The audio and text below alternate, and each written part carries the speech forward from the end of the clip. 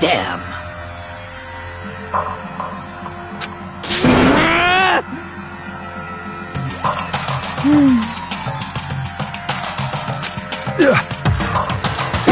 What the?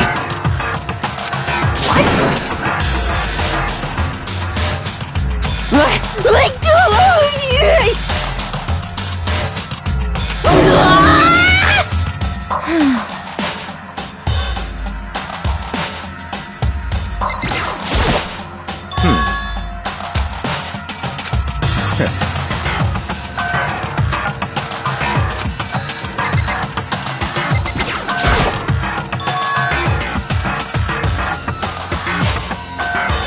So...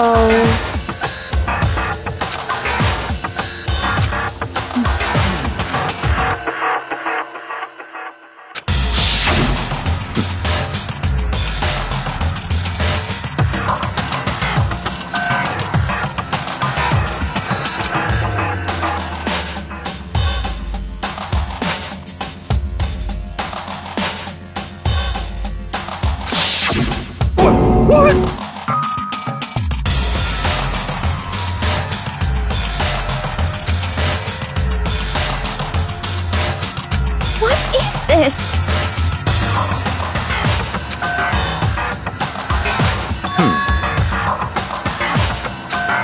What? No way!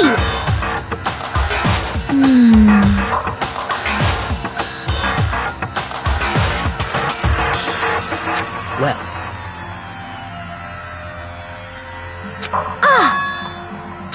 Wait!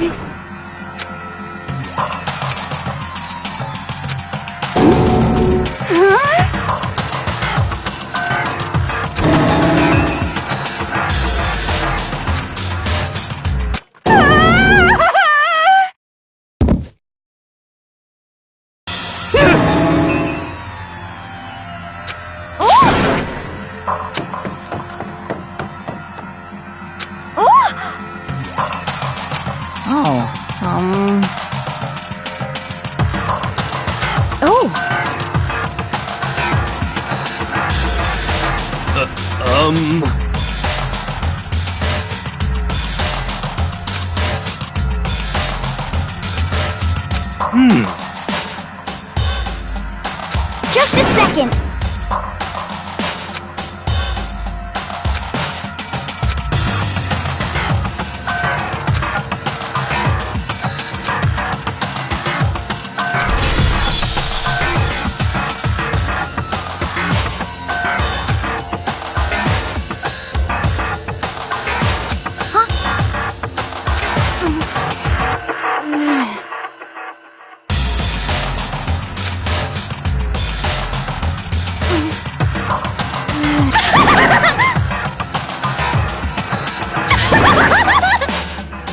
What the heck?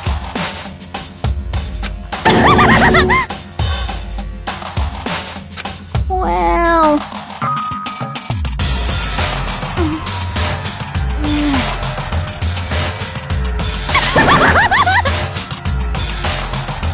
I see!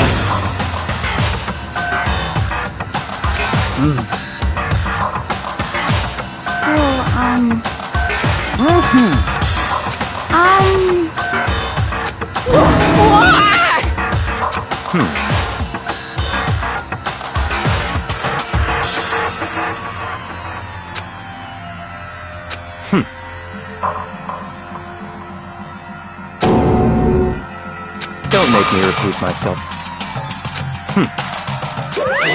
Of course!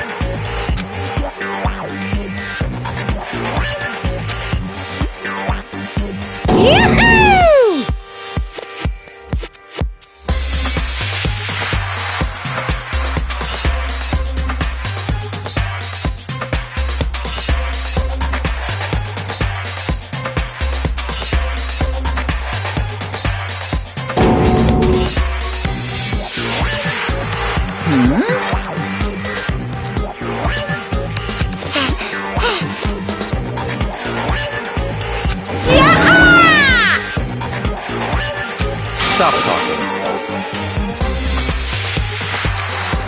It's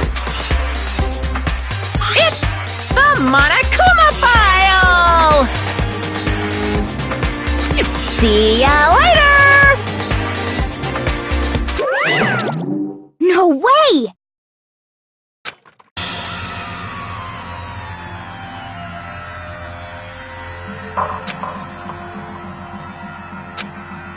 Why?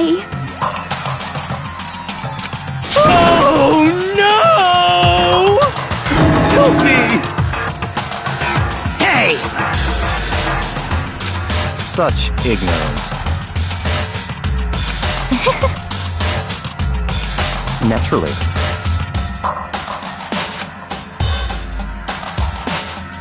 What? Such ignorance. Damn you! Piece of shit! Calm down.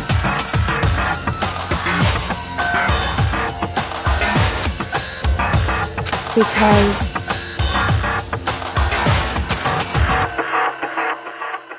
that's right. What?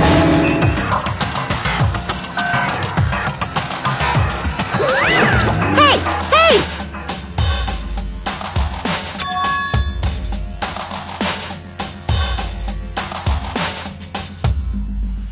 Huh?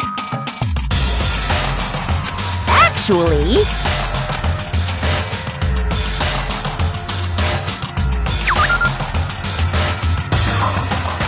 So then... Hey,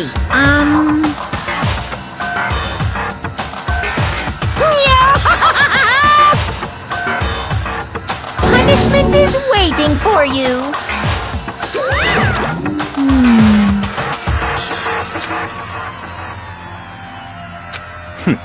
Interesting. You son of a bitch! So,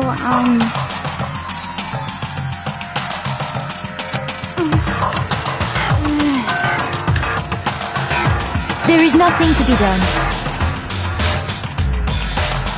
Is that okay?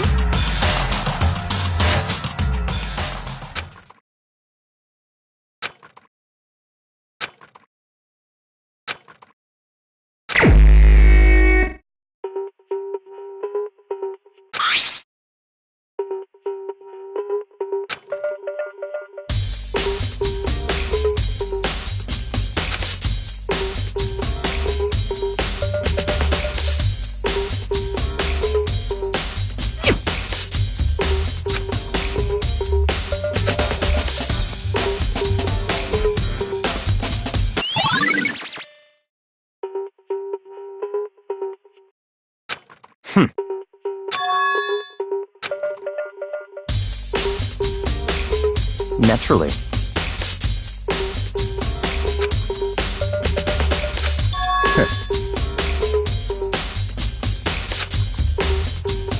What?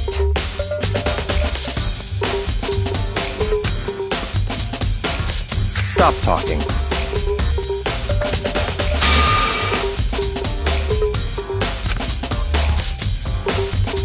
Let's go.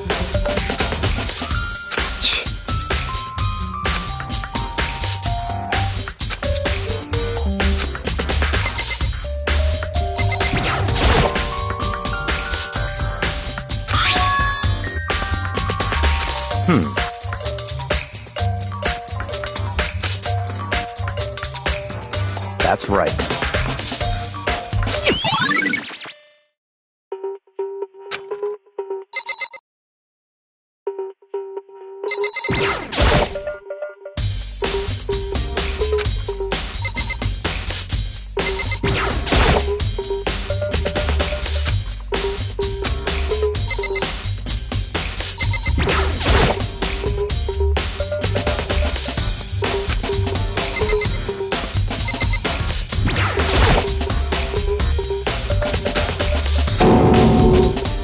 Very strange. What?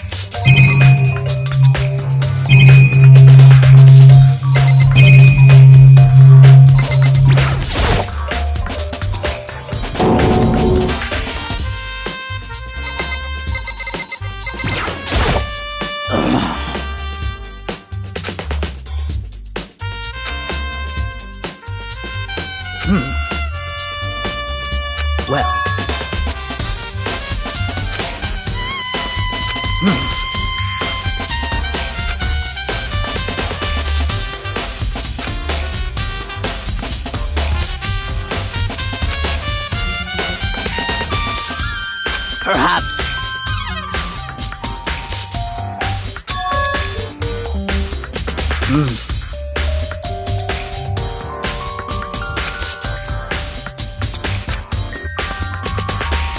However,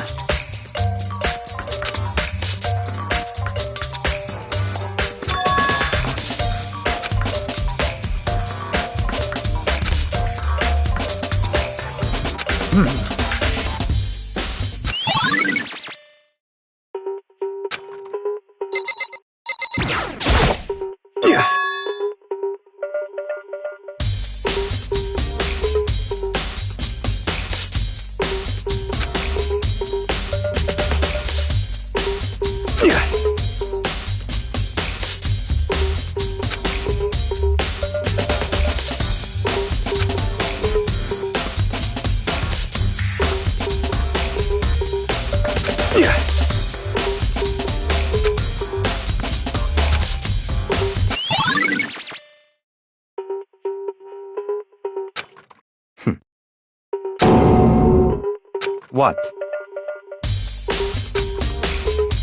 Let's go.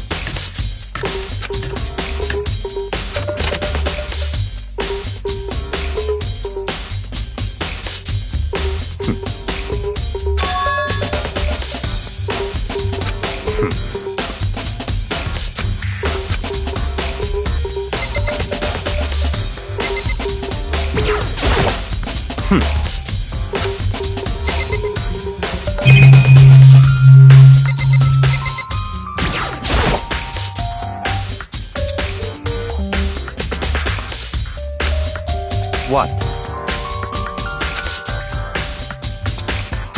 did you call for me? That's right. You need something?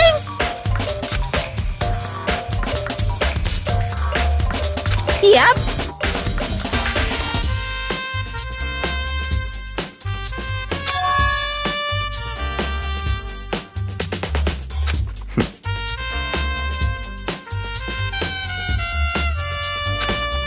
Unbelievable.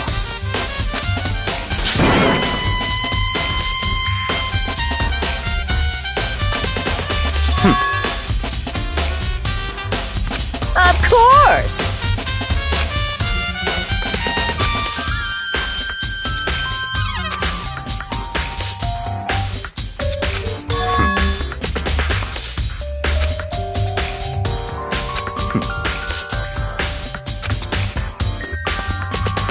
So, in other words, such ignorance.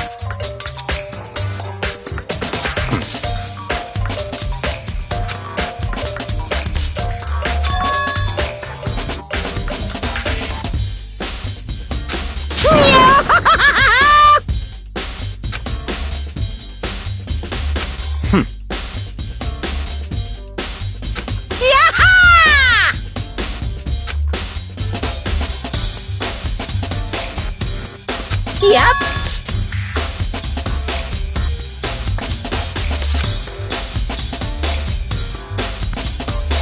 Why you?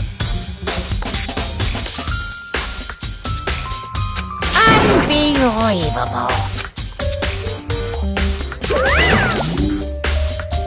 That's fine.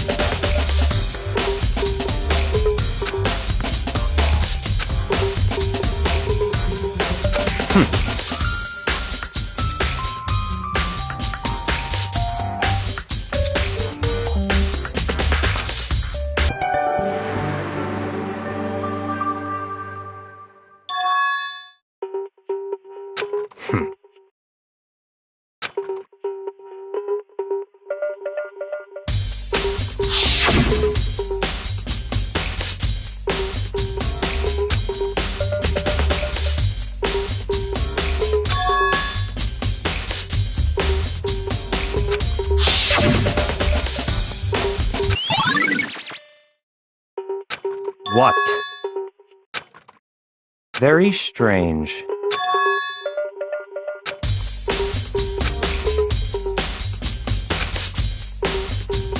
I see.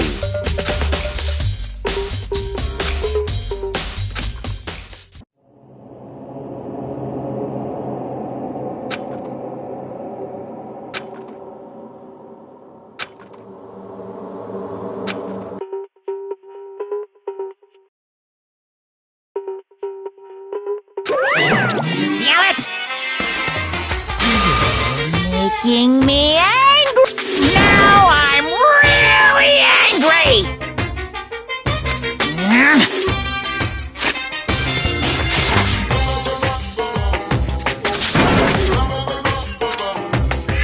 That's impossible!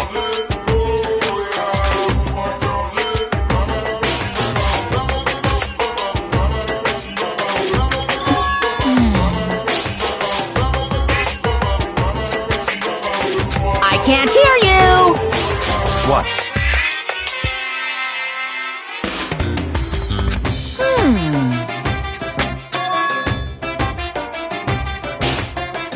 What?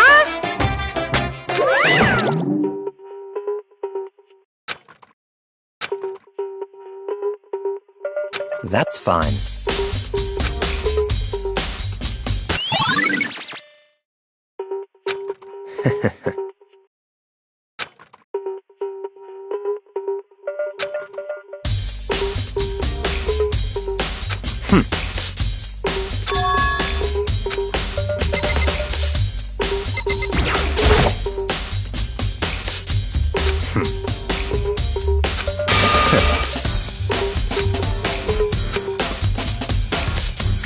Don't make me repeat myself. What?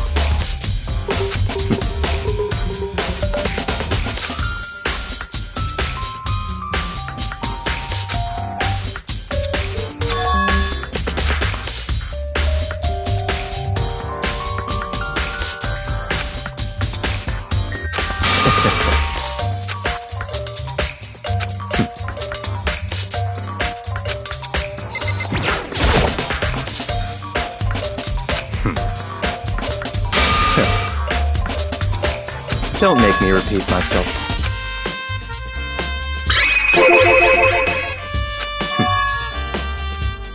It's all clear now.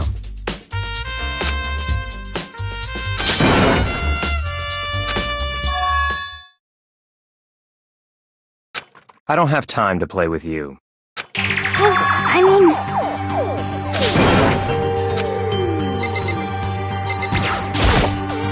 Please!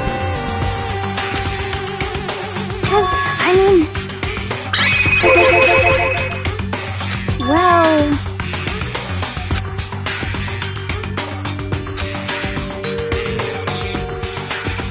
Very strange.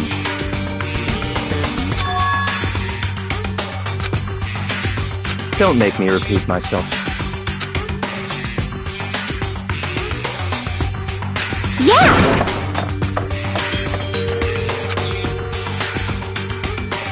Let's go.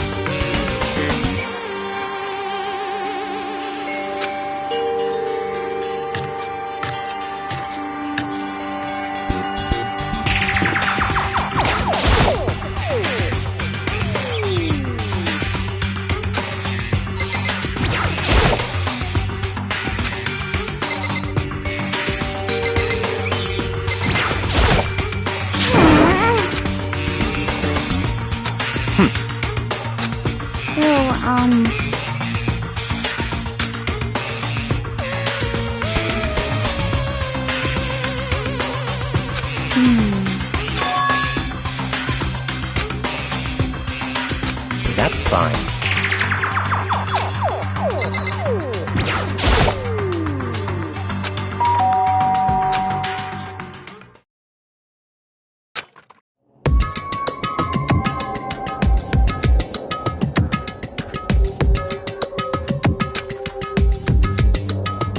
What?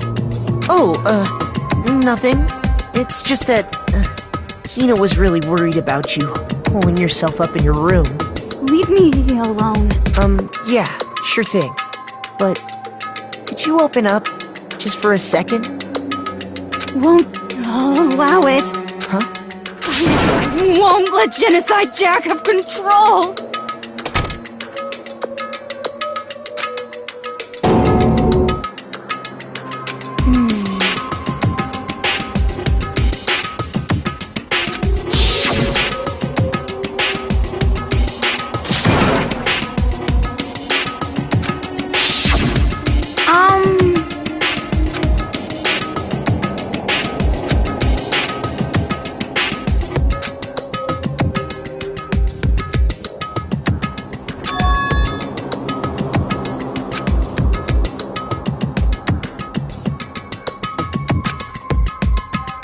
But...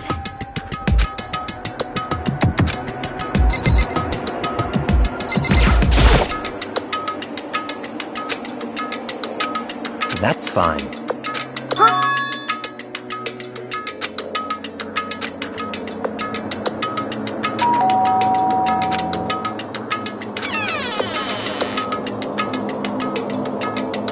What do you want?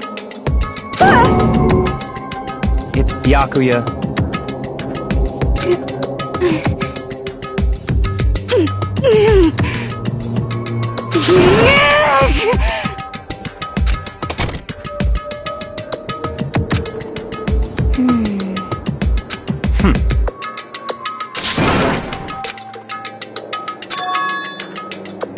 What? Stop talking. Let's go.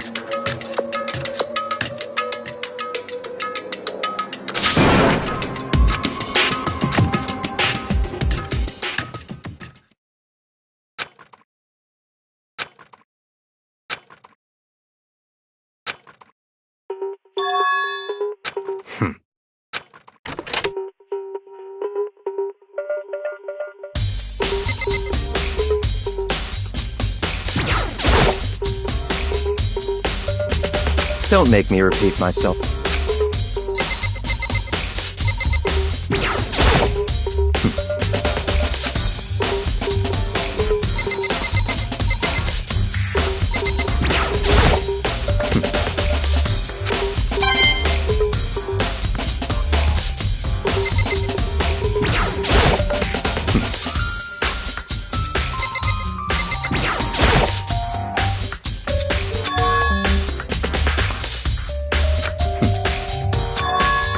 Let's go.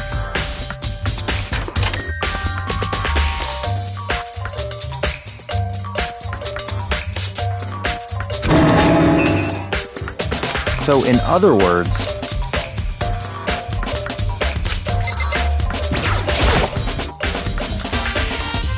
that's enough.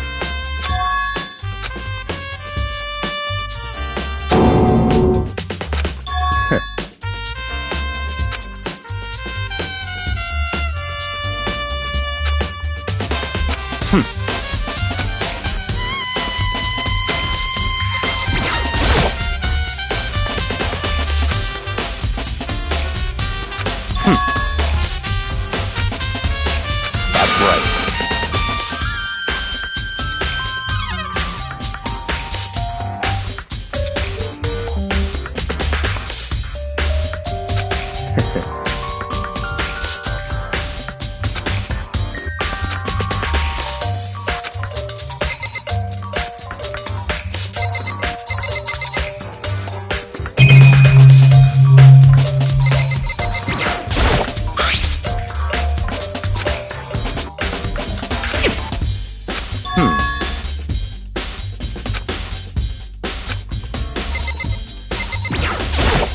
That's right.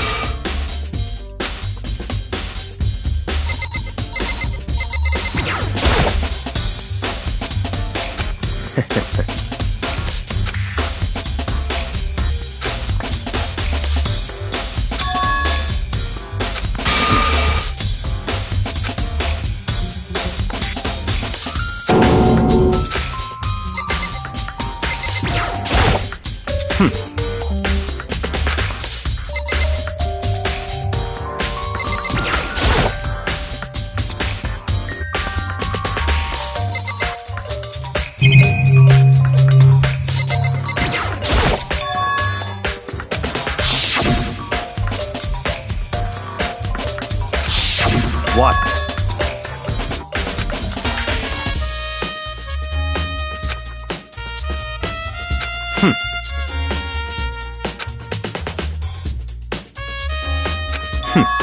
Interesting.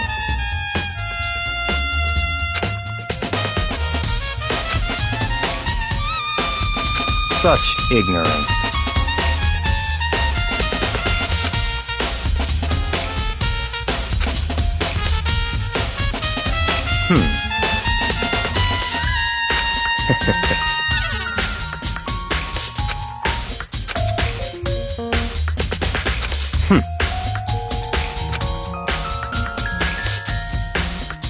What?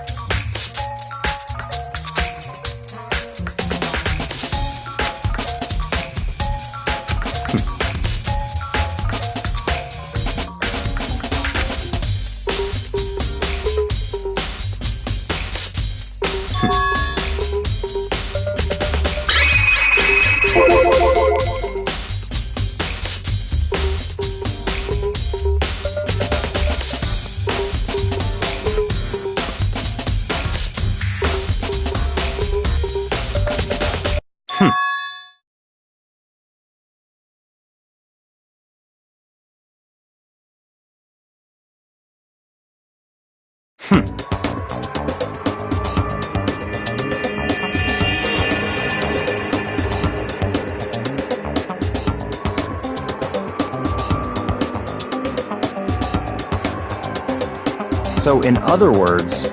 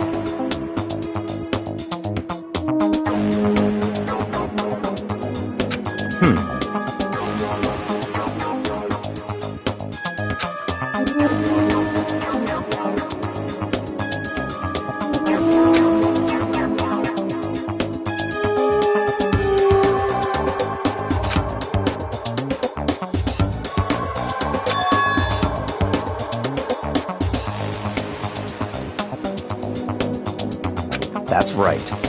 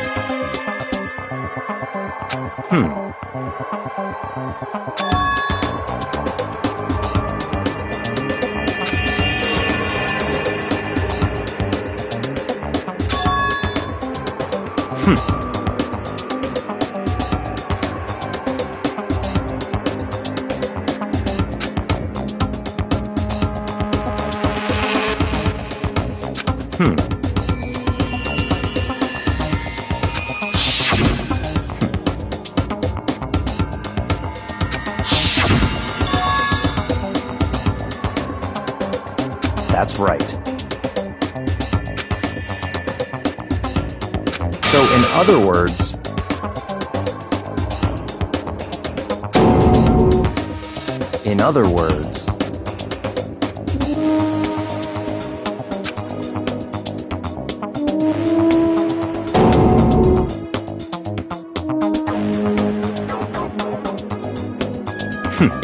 interesting.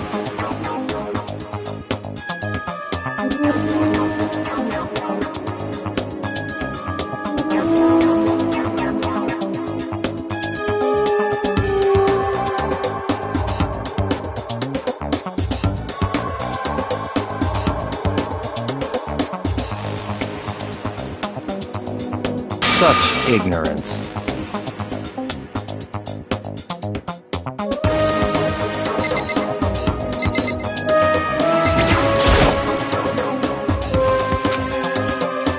That's fine.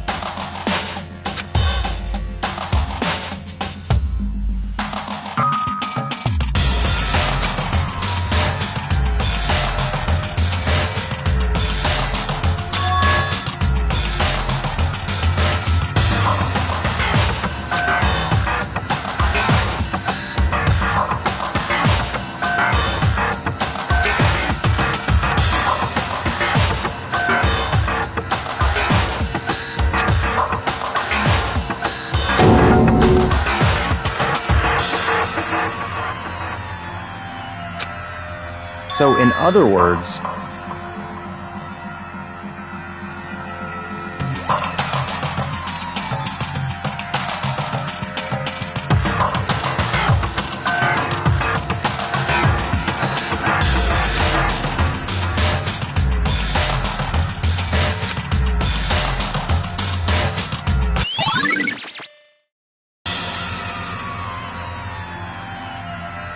let's go.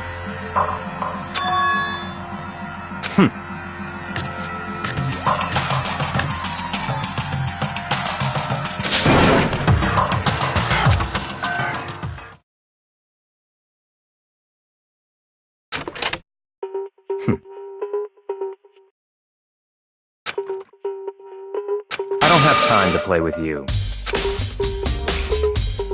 Goodbye.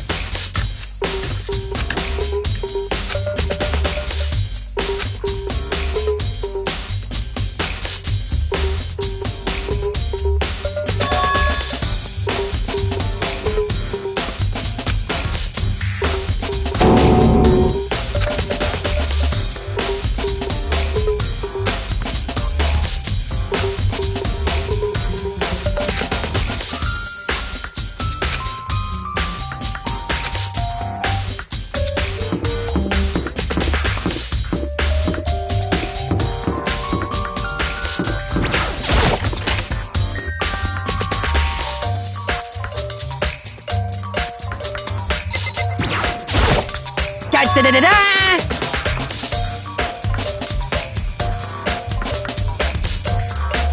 I feel as if...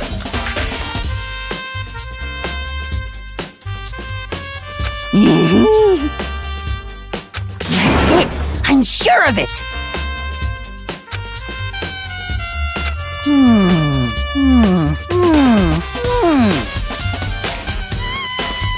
Well, it would seem...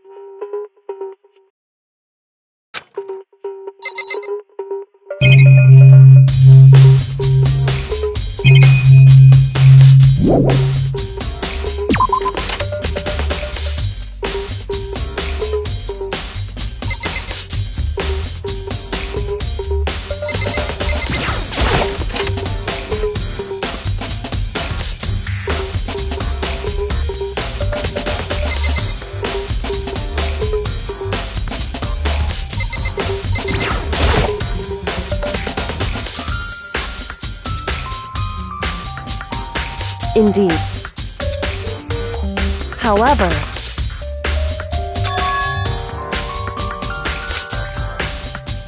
well,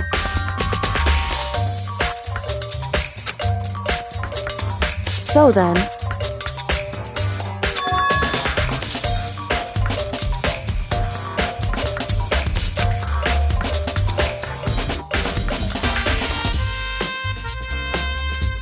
goodbye.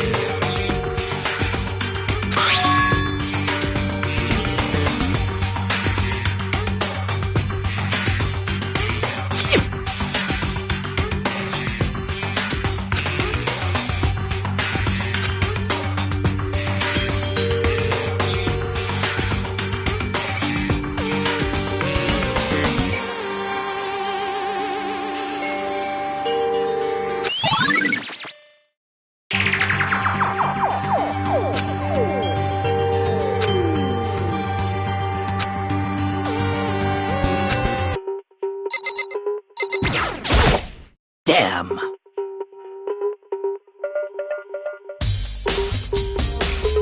No forgiveness!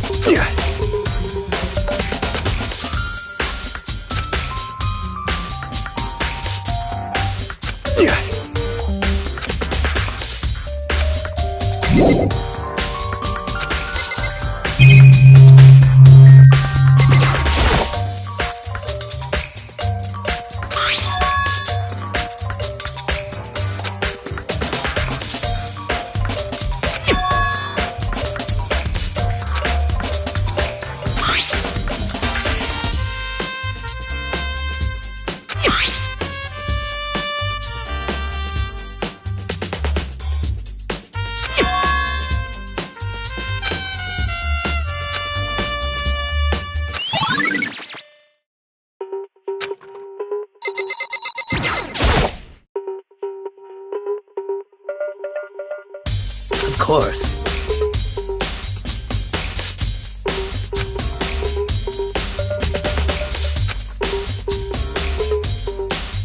I'm sorry. However,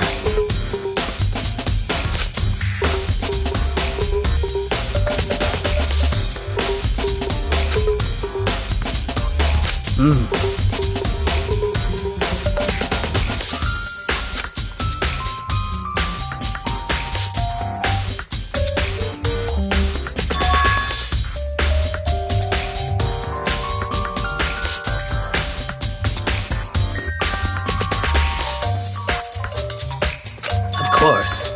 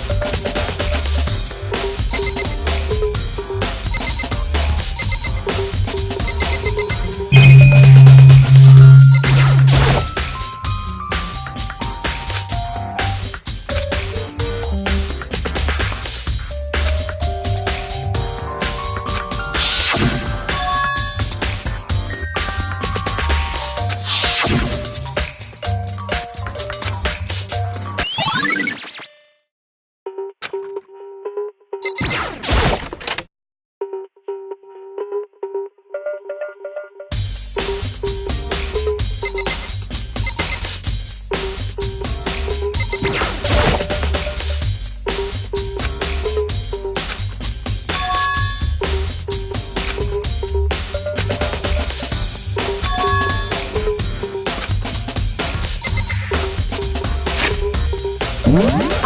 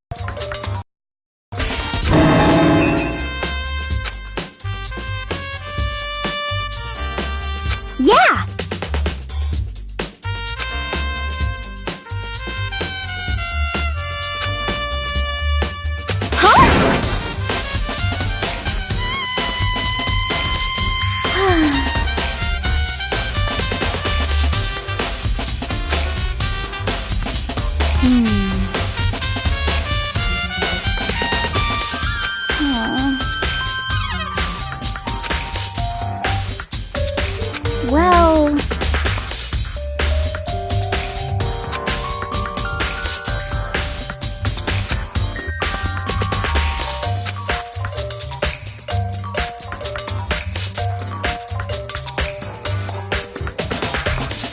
Yeah, totally.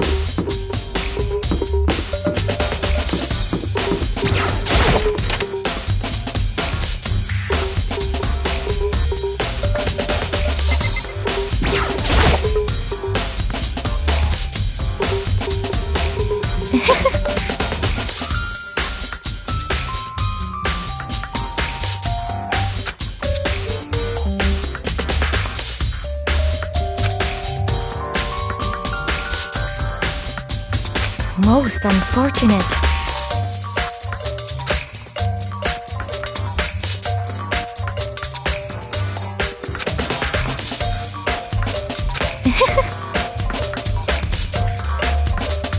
Actually...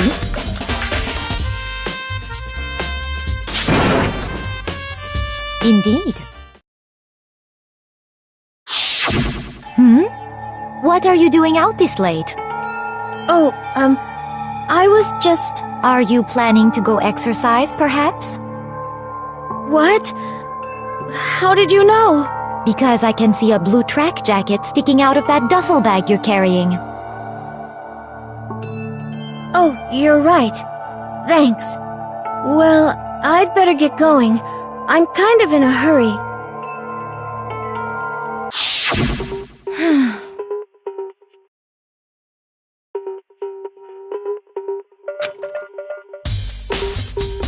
Yes, indeed.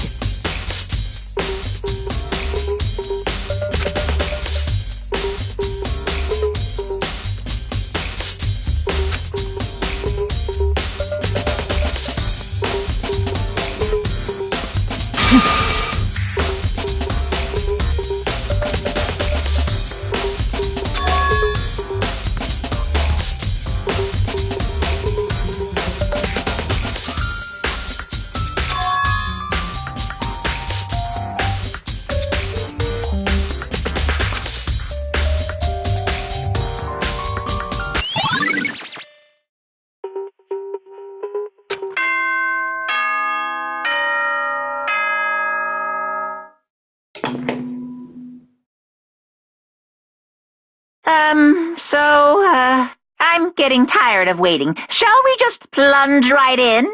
It's the moment you've all been waiting for! The class trial! You remember where to meet, right? Please go through the red door on the first floor of the school. See you soon!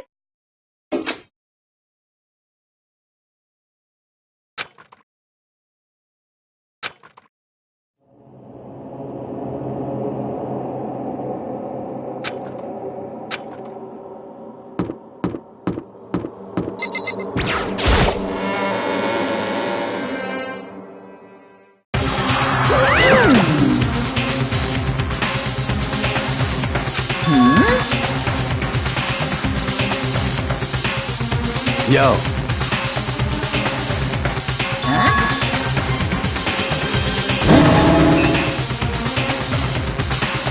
Come on!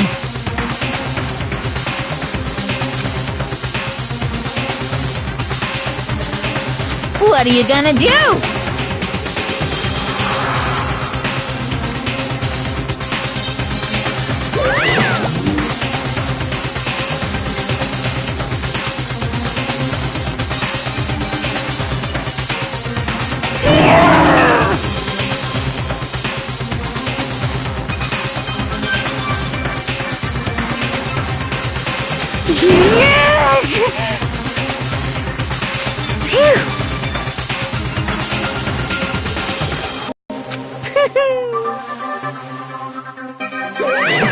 Let's go.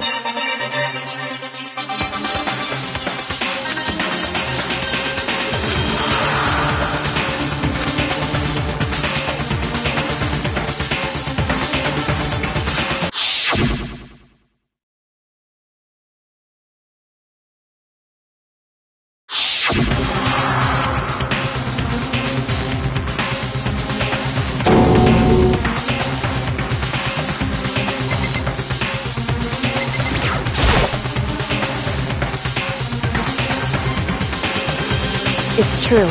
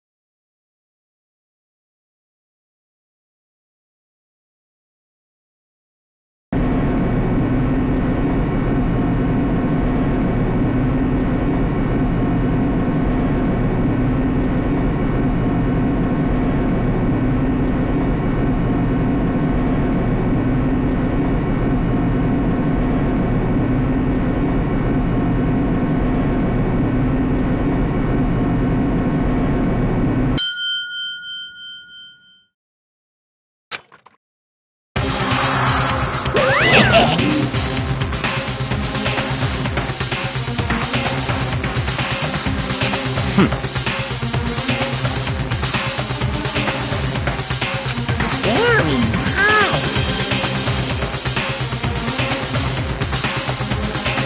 Well? Thrills, chills, kills!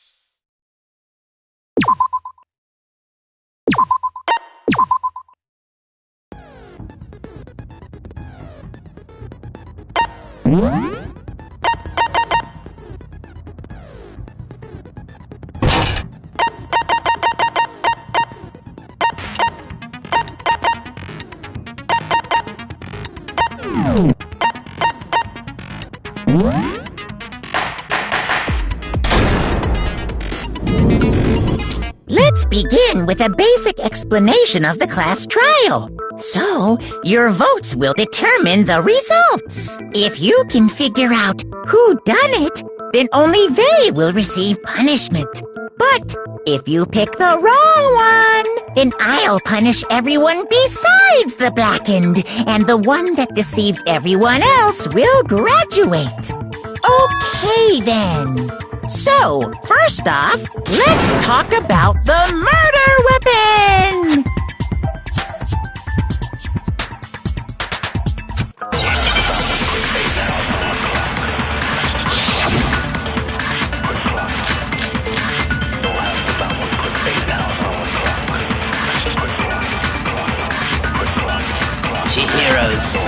injury. It appears it was a head wound. According to the Monokuma file, the killer used a blunt instrument. But what kind of blunt instrument could it have been? I bet it was an iron pipe. Interesting. That certainly would make for a Poor Chihiro.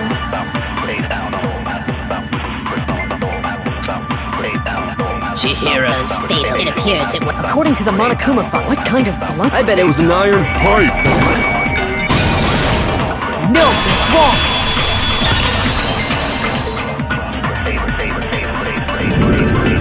Can we agree that the object that dealt the fatal blow was the dumbbell, found at the scene of the crime?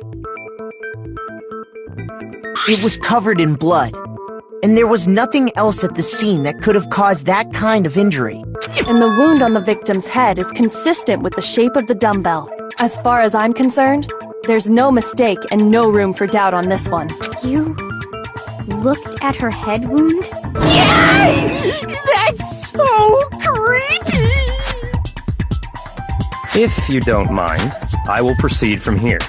Let's move on to discussion of the culprit. Although, I believe the criminal behind this heinous act is already quite clear. What? For real?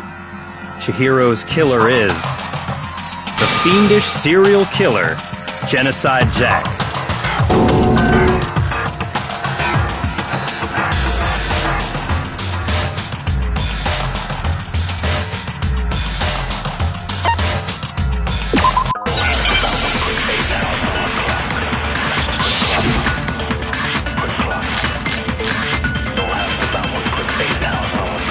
The culprit is Genocide Jack. I'm sure of it. Case closed, as far as I'm concerned. But that's impossible! Why? What makes it impossible? Well, I mean, come on! There's just no proof for it. No, that's wrong!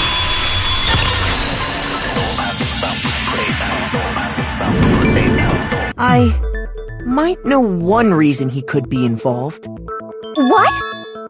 I found this file while I was looking around the archive in the library. I guess it's some kind of confidential file the police put together about the Genocide Jack case.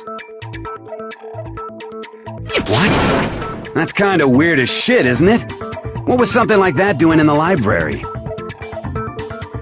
The why of it is probably more trouble than it's worth, so let's forget about that for now. More importantly, it outlines all the specifics of every Genocide Jack case in exceeding detail. According to the file, there appear to be two defining characteristics in every Genocide Jack case. The first is that a bloody message is found written at the scene of every murder. Oh, that's right. Boob lust. No. It's actually bloodlust. But more important is the other characteristic, and it's something that has never been made public. Never made public? What the hell is it? Why don't you tell them, Makoto?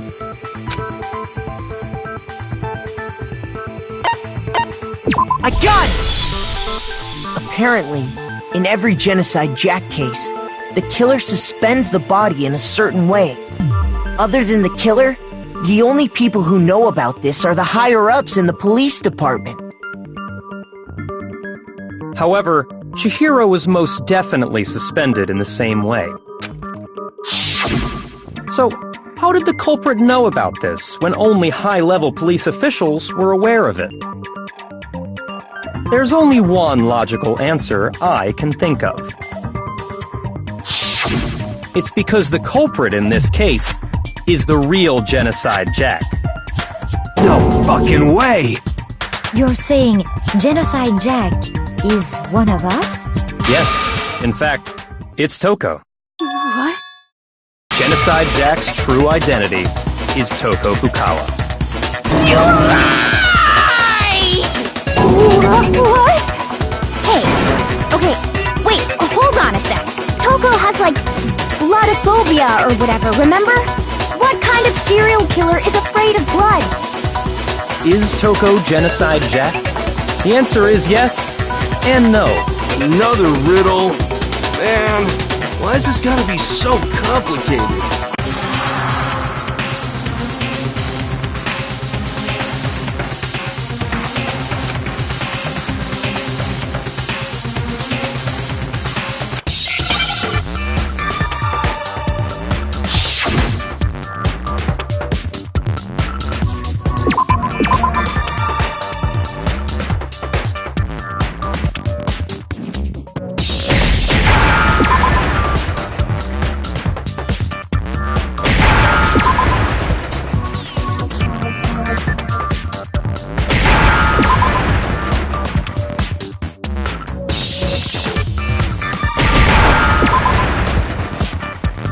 Now I understand!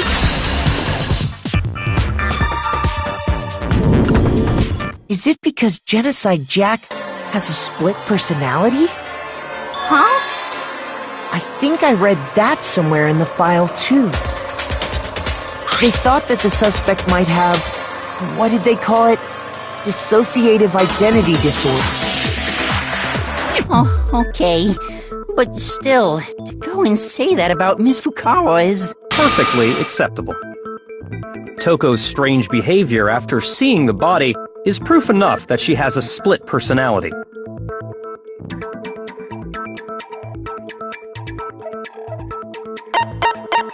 I got it! You're talking about how she started acting totally different than usual, right?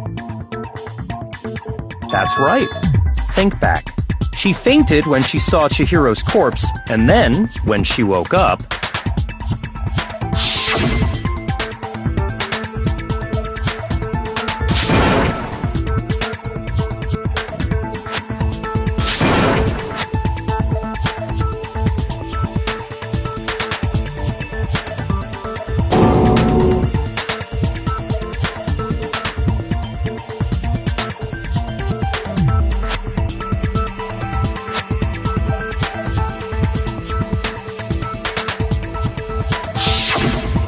was acting funny, that's for sure. That melancholy tone of hers completely disappeared. Don't go assigning adjectives to my tone without permission. Not to mention, once she regained consciousness and saw Chihiro's body again, she was utterly calm. In other words, within her is one personality that can handle blood, and one that obviously can't. So when Toko trapped herself in her room, it's because she was scared of Genocide Jack?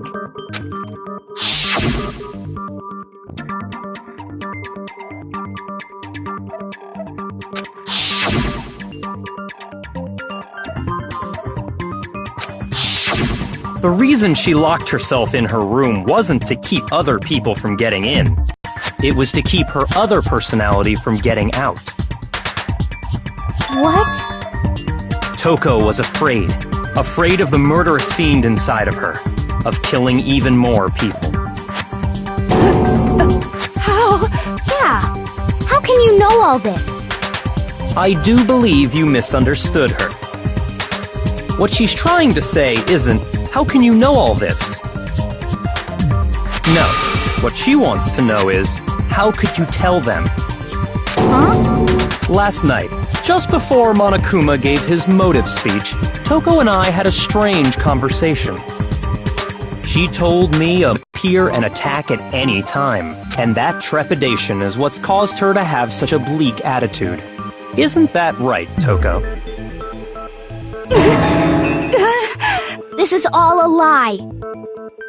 Right, Toko? You said you wouldn't tell anyone. What? You promised! I can't believe you lied! You have only yourself to blame. You came to me with your tragic little story. I didn't ask you to. This is the real world, not some romantic fantasy fairy tale. Besides, you broke your promise first. You said that as long as you were here, no matter what, you wouldn't let Genocide Jack kill anyone.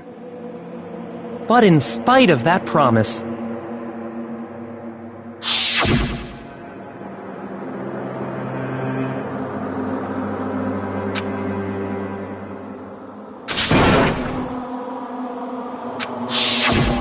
You said if I kept my promise, you would go out with me. That's the only reason I promised.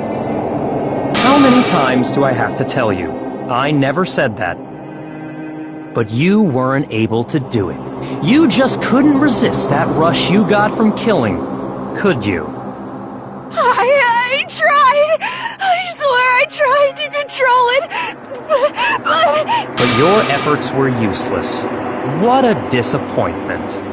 I hate you. Well, the opening act is nearly finished. All that's left is to hear from the person in question directly. The person?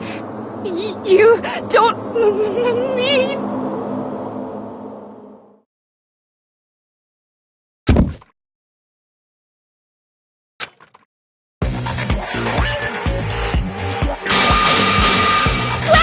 Hello there! Is it me you were hoping to see? What the heck? So you figured it out, huh? Well, whatever. What are you gonna do? I'm the ultimate murderous fiend, Genocide Jack! Or better yet, let's go with Genocide Jill!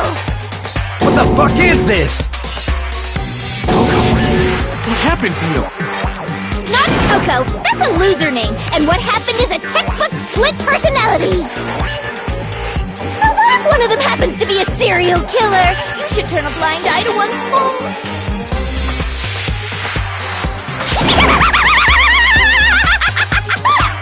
So intense. Like they say, sound in murderous mind, sound in murderous body! This one is so different from the one we've come to know. Yes, well, the world is composed of a front and a back, you know. Just like how every inning has a top and a bottom, or how in the depths of every truth lives a little lie. Behind every dark and gloomy soul lives another that shines as bright as the sun!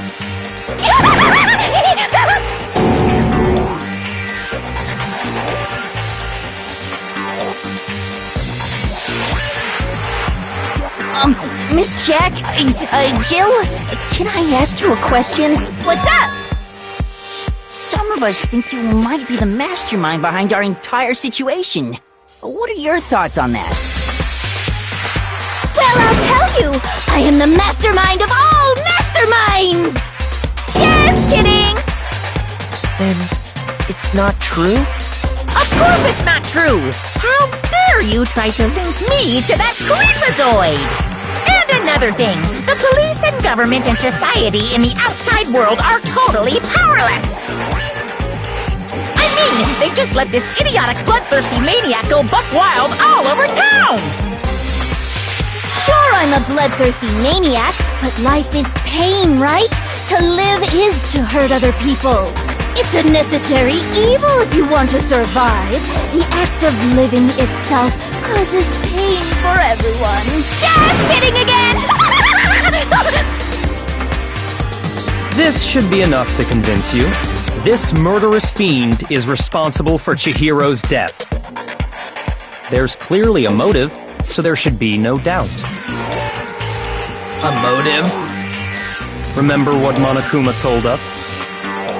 If someone didn't murder and graduate within 24 hours, an embarrassing memory or secret would be revealed. Well, let's assume that Toko's secret was about Genocide Jack. If a secret like that came to light, Toko's life would have undoubtedly been forever ruined. So she had a very clear motive to never have that side of herself exposed. Interesting! Very, very, very interesting! But sorry, as much as I hate to admit it, I'm not the culprit! Huh? But I cannot imagine anyone other than you could murder someone in such a bizarre fashion. Maybe so, but nevertheless, it's the truth! Do you really expect any of us to believe you? Yeah! I could never believe a word you say, you monster!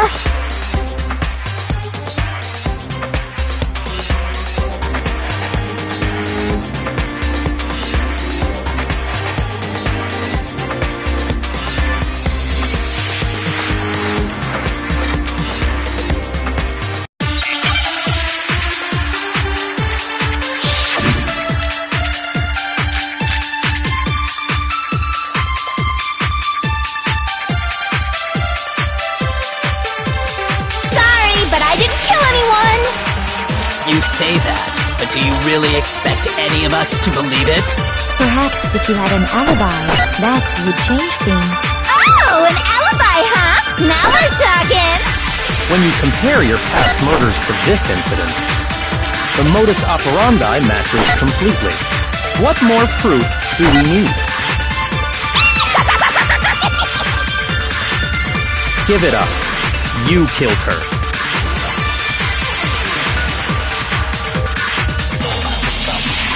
Sorry, but I didn't kill anyone! You say that, but do you really expect any— Perhaps if you had an alibi, that— Oh, an alibi, huh? Now I— No, that's wrong!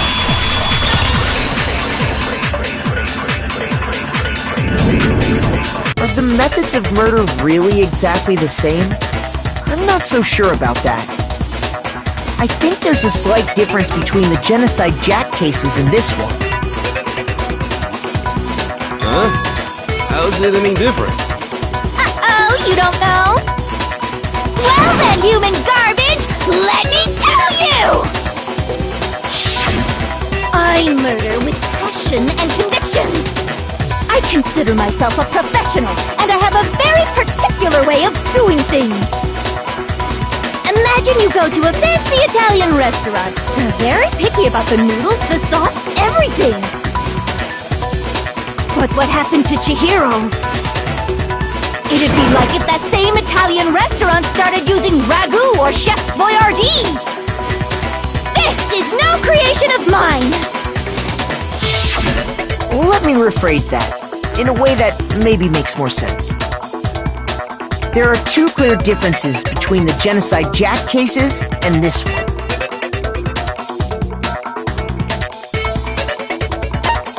I got it!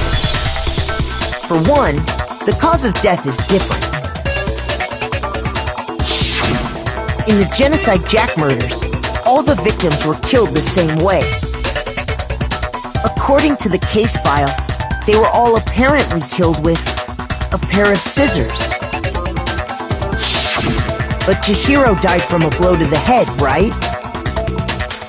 Ah, yes. That is remarkably different from the other murders. Wouldn't it be strange for someone who kills the same way without fail to suddenly change their method? And there's more. One more conflicting detail. That's right! In my recipe of murder, if the bloody message is the tortellini, then the arrangement of the body would be the pesto sauce! Could you please stop comparing killing people to cooking? So, are you saying the other difference has to do with how the body was arranged?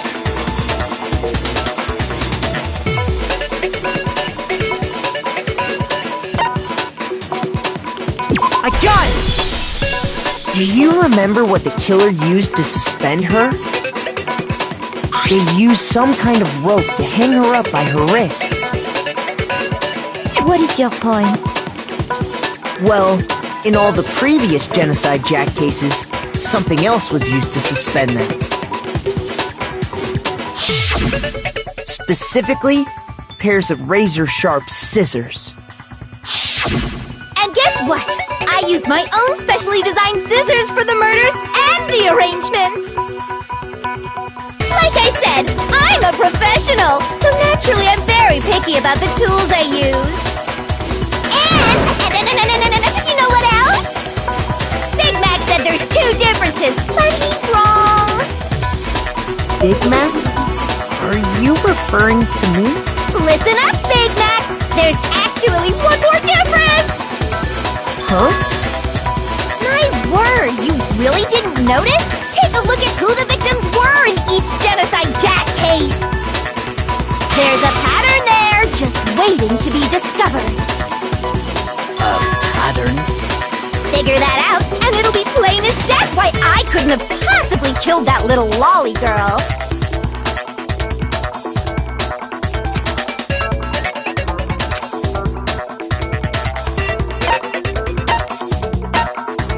I got it! Is it because Chihiro was a girl? Bingo! Bullseye! Right on the money! are you talking about? In all the Genocide Jack cases, all the victims had something in common.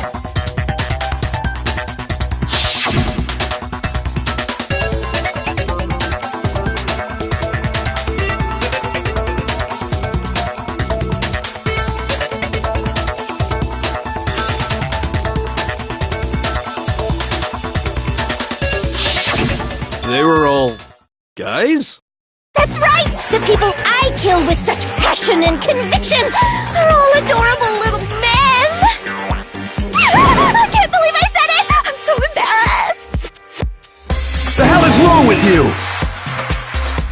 I can't help it! I'm just a full-throttle boy-on-boy fangirl, and the mopey side of me just hates it. But now I'm on the fast track to becoming a full-fledged fan madam! So since Chihiro was a girl and not an adorable little man, you wouldn't kill her? Would an Italian chef suddenly start making ramen just because they're both noodles? Don't be stupid. I have too much passion and conviction to cross that line. That's the absolute reality of the one and only. We get it. You've clearly exceeded, but that's not all there is to it.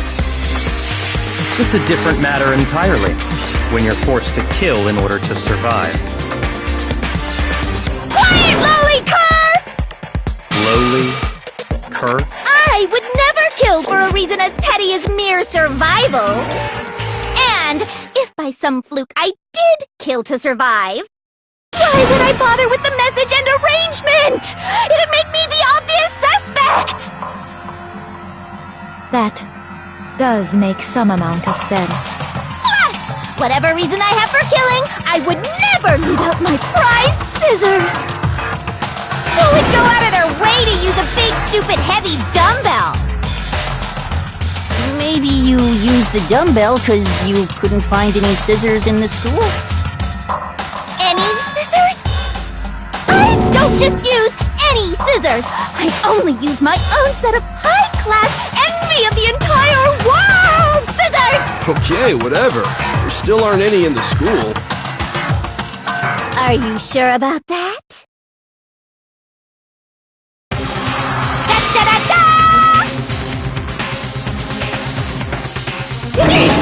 She's fully equipped! That's right! So I can kill anywhere, anytime!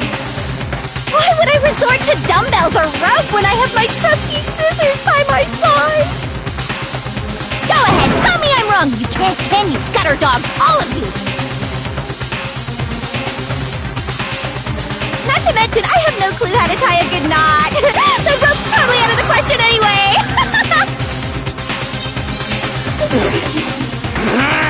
I have no idea what's going on anymore! Could such a heinous villain really be innocent? But the body really was suspended, right? And nobody but the police knew about that. Yeah! That's why we figured it had to be the real deal, and not some copycat killer or whatever.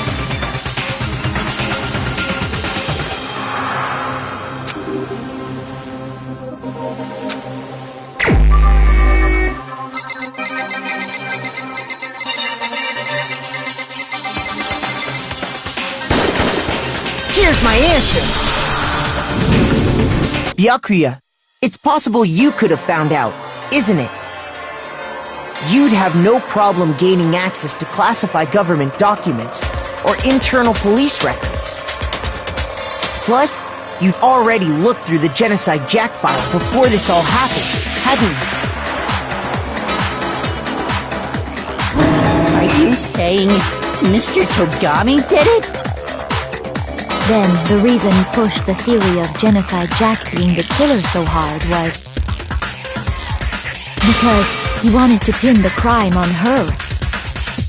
So, he rearranged the scene to disguise it and make it look like I put my stamp on it! The adorable glasses man was behind it all! Oh, I'm on fire! Well, Byakuya, what's your response? I see. So now the suspicion falls on me. Then I must ask, when would you say I began acting suspicious? Surely you must have an answer. Looking back and thinking about it now, the way you were acting right before we discovered the body was a little strange.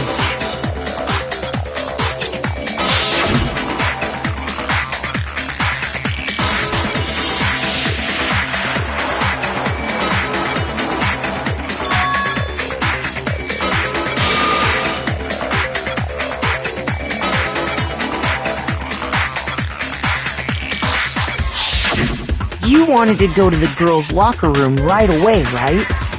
But since you're a guy... I should have naturally thought of the boys' locker room first. Is that what you want to say? The victim was Chihiro, a girl. Hence why I said we should check the girls' locker room. Nothing strange about that, I'd say. On the contrary, there's something very strange. Okay then. What's so strange about it? Go ahead. Share with the rest of the class.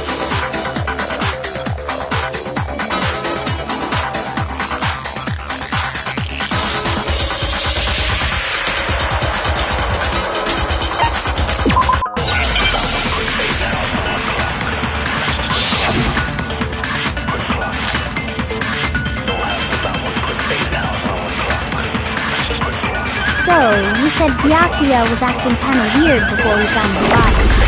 But he was acting weird... how? If you're presented with the opportunity to check out the girls' locker room, You absolutely take it! That's a natural reaction for any guy! The victim was Chihiro, who was a girl. So of course I would suggest we check the girls' locker. There was no time for pointless distractions. What's so strange about that? I wish you'd taken me with you.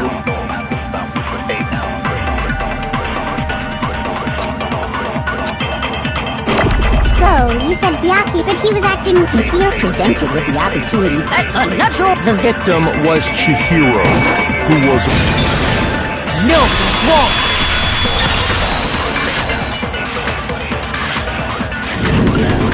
I'll tell you what's so strange about that. Because up until we actually discovered the body, we couldn't have known who the victim was. So your claim that you went to the girls' locker room first because Chihiro was the victim doesn't hold up. I see. That's a good answer, I must admit. Interesting. Very interesting indeed. But your reasoning is still too weak. Huh? What's wrong? Is that it?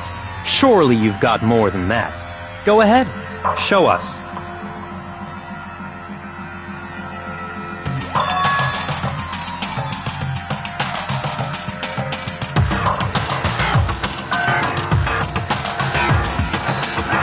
What's the matter? You're not finished already, are you?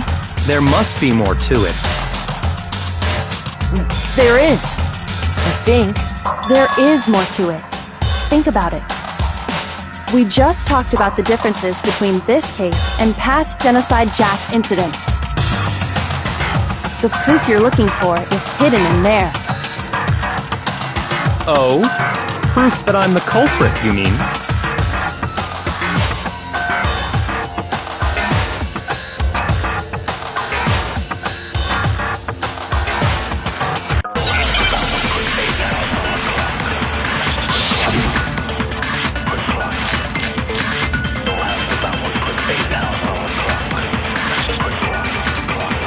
The difference between the cases?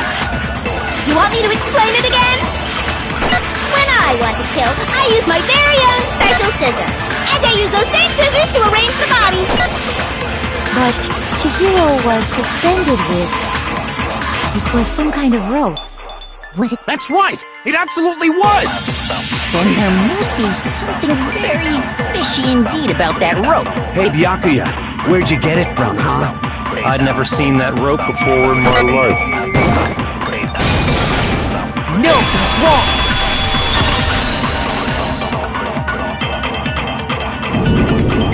Actually, I'm pretty sure you have seen it before. Because, you see, that rope, or should I say, that extension cord? What? An extension cord? Byakuya, you've used the extension cord in the library more than once, haven't you? And the same extension cord that was in the library all this time went missing after the murder. And there's no way someone who uses that extension cord as much as you do wouldn't discover that fact. And Byakuya must be the one who took the extension cord. I can't imagine any other possibility. That's really what you think? Then your conclusion is something like this? I killed Chihiro in the girls' locker room, then hung her up and wrote that bloody message. I intentionally made it look like Genocide Jack was behind it. Is that about right?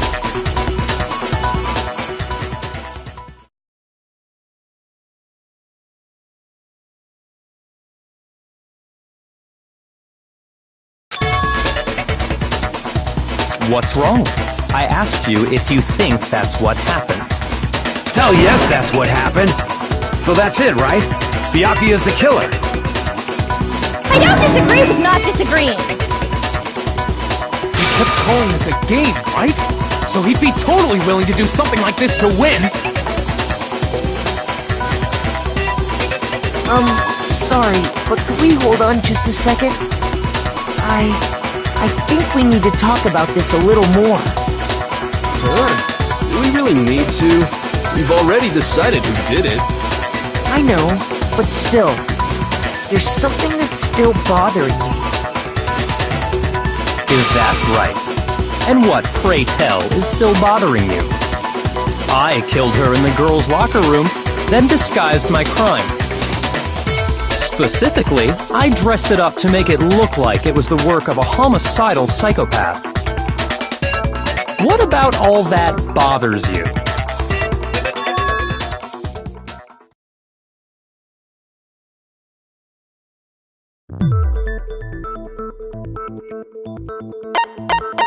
I got it! You say you killed Chihiro in the girls' locker room, right? But are you sure about that? Isn't it possible that the murder took place somewhere else? How disappointing. What kind of question is that?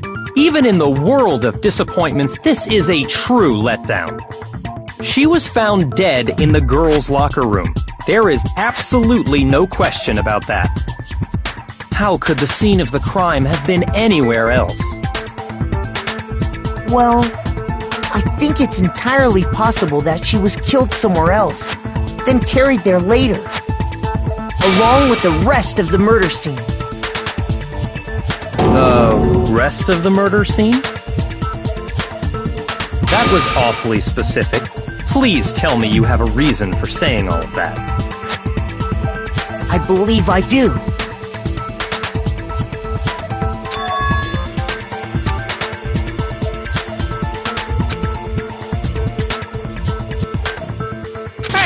Don't just move on without permission! What do you mean she was killed somewhere else? Come on, Makoto. If there's any chance the murder took place somewhere else, let's see the proof.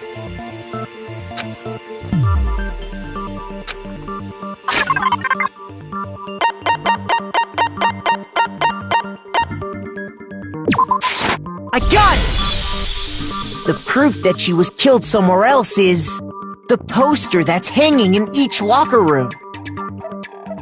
Your proof is some posters? The poster in the girls' locker room was a picture of a big-boobed supermodel. But don't you think that's kind of strange?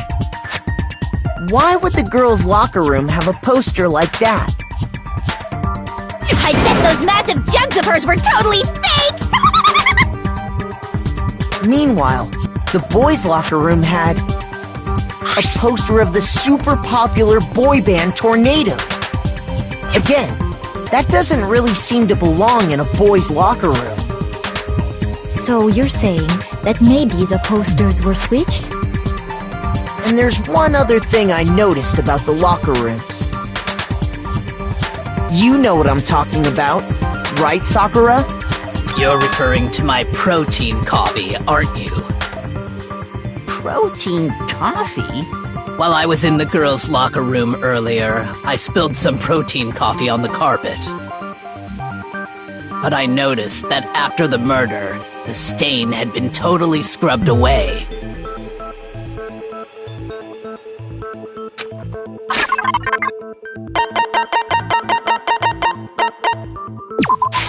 I got it! The stain on the girls' locker room carpet wasn't scrubbed away. In fact, I found it on the boys' locker room carpet. That's definitely the stain from my protein coffee. Then, does that mean that the carpets were switched too? But why would anyone do that? To move the murder scene from one locker room to the other. It's certainly plausible, don't you think? What? In other words, in order to completely swap the scene of the crime, the blood-stained poster and carpet were moved along with the dead body. By doing this, the killer was able to change the entire room where the murder took place. I can certainly follow your reasoning, but why would the culprit bother doing that? Huh? Why would they go through all that trouble of switching the scene of the crime? Actually, an even bigger question. If the murder did take place in the boys' locker room, then how did Chihiro get in the boys' locker room in the first place? To get into the locker rooms, you have to swipe your e-handbook across the card reader device.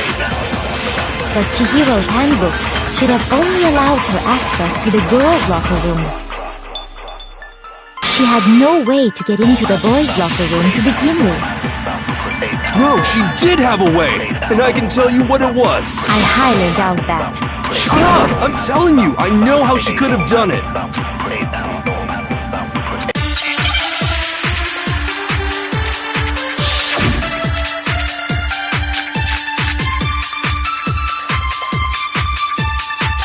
Is it really possible? Could Chihiro really have gotten into the boys' locker room somehow? Ah! I've got it! She must have hacked her e-handbook! She was the ultimate programmer, after all. I'm sure that would have been no problem for her. No, I don't think that's it. She used the thing that was in the main hall. Huh? What thing? I'm talking about Leon's handbook, of course.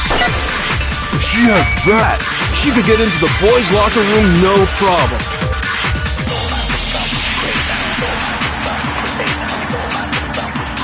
Is it really? Could Chihiro really? She must have hacked her She was the ultimate program. I'm sure that would have... No, I don't... She used the thing that... Huh? What? I'm talking about Leon's handbook, of course. No, that's wrong!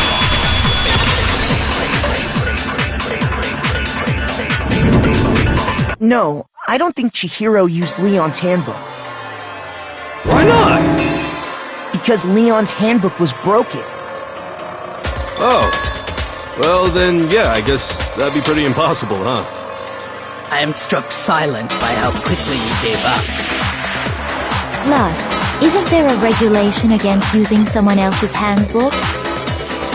Actually, the rule states that loaning your handbook is prohibited. It says nothing about borrowing one. In other words, you could borrow a dead person's handbook all you want, and you'd be safe. Yup, yup, yup! Hit the nail square on the noggin! Of course, if it were broken, that wouldn't make any sense anyway. So then, she must have hacked hers, like I said. She used her ultimate programmer skills and... Psst! You can't fix an e-handbook! The instant you open one up, a security buzzer starts blaring! So, if she didn't use Leon's handbook, and she didn't modify her own handbook... Maybe Mr. Naegi's initial assumption is just... wrong? It seems like there's no way she could have got into the boys' locker room. So I guess so. Okay then, I vote for Byakuya!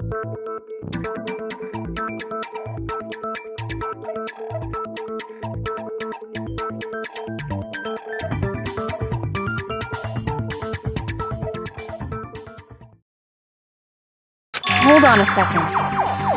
I agree with you, though. I think you're on the right track. What the? You finally decide to open your mouth and that's what you've got to say? There's no way she could get in the boys' locker room, right? So... Why are you so sure she couldn't get in? There's still one other way she could have gained access. What? What are you talking about? What other way is there? Well, to explain that, why don't we take a little break from the trial? I'd like you all to come see something. Wait! Just what do you think you're doing? Don't worry. This'll make the whole trial more exciting. I'm sure that thought must please you. Huh? It'll make things more exciting? Well, all right then. I declare an official class trial recess. Huh? For real? Now then, what is it you want to show us? It better not be boring or I'll be very unhappy. Oh, I have no doubt it'll meet your lofty expectations. So, shall we go?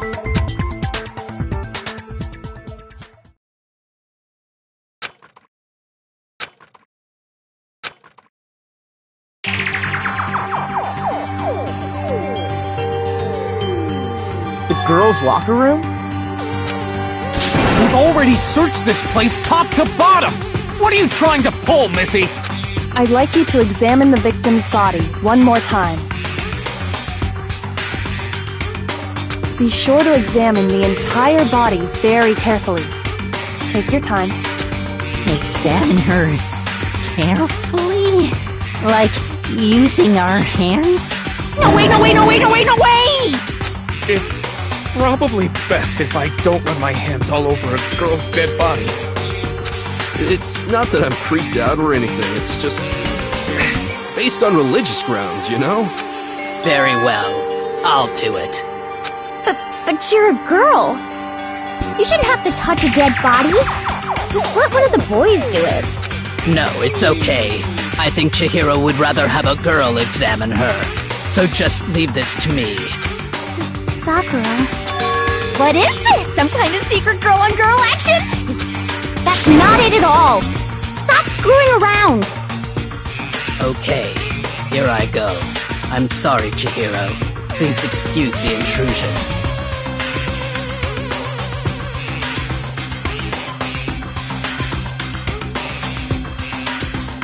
Be sure to check her entire body, and I believe we will solve this particular mystery. Her entire body? I know you say that, but... What? This is... What is this... What is it? Not possible. It's not possible.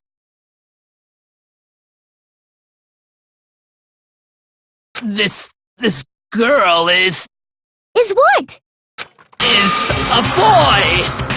Ah, I see. So she was actually a he. Interesting. Thank you for confirming this fact. What? You're joking, right? I wouldn't joke about this. Ben, it's really true? Chihiro was... guy? Oh, what? You guys didn't know? Heck, I knew that right off the bat. Chihiro Fujisaki was totally a guy. He was a cross-dresser? Oh, the world's really on fire! I wish I had killed him! So that's what Kyoko wanted to show everyone, huh? Interesting. Yes, that certainly does make things much more exciting.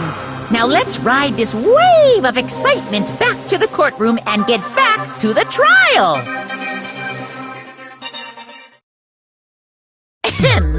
I do apologize for keeping you waiting. Now then, let's resume the class trial. We've all just learned of the shocking revelation that Chihiro was actually a boy. Let's pick up from there.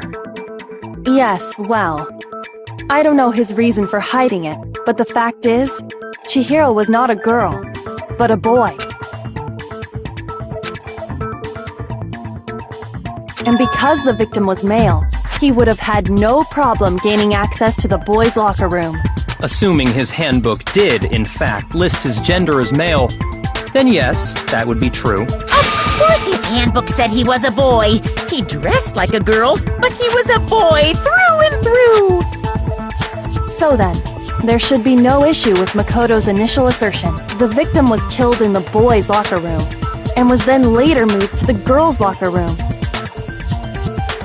And the killer could have easily used Sayaka or Junko's handbooks to get into the girls' locker room. So Chihiro really was killed in the boys' locker room? I still don't understand the motive for moving the body, but yes, that does seem plausible. Well, I must admit, I did find it rather odd. I knew he felt a little off. There was a certain incongruity to his female body. This is the most titillating situation! So now everything has been connected. All the mysteries have finally become clear. Okay, well, connected or clear or whatever. We still think you're the killer, remember? Very interesting. This has become very interesting indeed. He's off in his own little world. What about you, Makoto? After everything we've learned, do you still think Byakuya's the killer? Well, without a doubt, Byakuya is the one that made Chihiro's death look like Genocide Jack did it. But I think he might not actually be the killer after all. What? But aren't you the one who accused him in the first place? He just seems to be too easygoing about all this. Like he's enjoying us solving the mystery. The way he's acting, it makes it seem like it doesn't have anything to do with him. And you think that might be because it doesn't have anything to do with him? Plus, the evidence he left behind was a little too... how can I put it? Overt. He consciously chose to use the extension cord, knowing it could connect him to the murder. At least, that's how I see it. And Byakuya, when you found out the murder took place in the boys' locker room, it seemed to rattle you. And then again when you found out Chihiro was actually a guy. If you really were the killer, that stuff wouldn't have had any effect on you. So that's your thinking, huh? Well, it bothers me that you don't have more concrete reasons, but... it's fine. I guess I'll mark it as correct, for the time being. Mark it as correct? He's right. I am not the culprit. I just happened to come across the corpse in the girls' locker room and decided to alter it. Are you fucking with us right now? No, I am not effing with you right now. I'm telling you the truth. Well, I find it very hard to believe! Go ahead, find it very hard to believe. You're free to be executed along with the rest of us. If you're really telling the truth, then why? Why do you do that to his body? My reasons hardly matter right now. Uncovering the culprit is much more important, wouldn't you say? Now then, if it wasn't me, who was it? Well, I don't think I can say for sure without talking about it a little more. We're seriously gonna keep going? We're all good, aren't we? I thought it was clear Byakuya did it. No, I'm with Makoto. If there's any doubt whatsoever, we need to explore every possibility. Because if we're wrong, we all die here. That's true. Very well then. I'm with you too. Damn straight. Count me in. Do you not have a mind of your own? Of course I do. What am I, an ant or something? Anyway, let's discuss this all as a group one more time. We still have time to make our decision. That's very true. Our lives are all on the line. Excellent. Then shall we resume our game of hide and seek?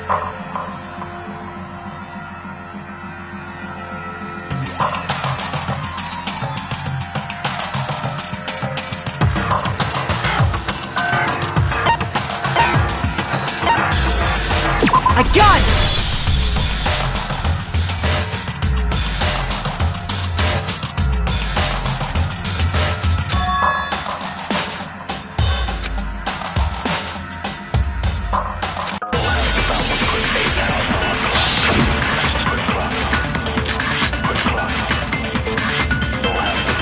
Isn't there a single clue that might lead us to who did it?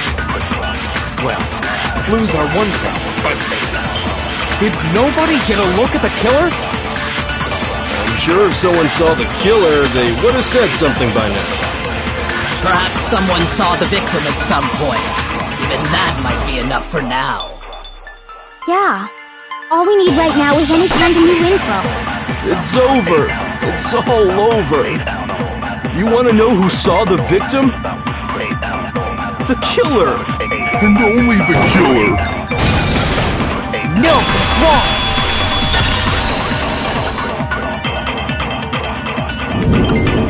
I believe someone else did see the victim before he was murdered. What do you think, Celeste? Now that you mention it, yes, I did see him. Huh? Really?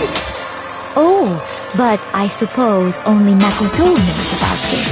The rest of you had no idea, did you? That is why you're all making such ugly noises. Whatever! Just hurry up and tell us! It was last night, right before nighttime. I saw Chihiro in the dormitory warehouse. I saw him stuffing a track jacket into a duffel bag. And then, I assume, he headed off to exercise. A track jacket and a duffel bag? But we didn't find anything like that at the murder scene. It seems likely that the culprit destroyed them to get rid of any evidence. And that is when he said something that struck me as rather odd.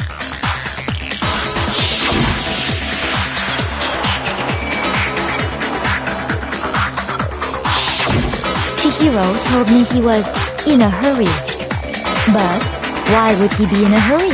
Only if someone were waiting for him, I should think. So, Mr. Fujisaki was on his way to meet with someone, and then they were going to work out together? But Hina and I had invited him to exercise with us plenty of times, and he always declined. Probably because he was afraid you'd find out the secret he was hiding, right?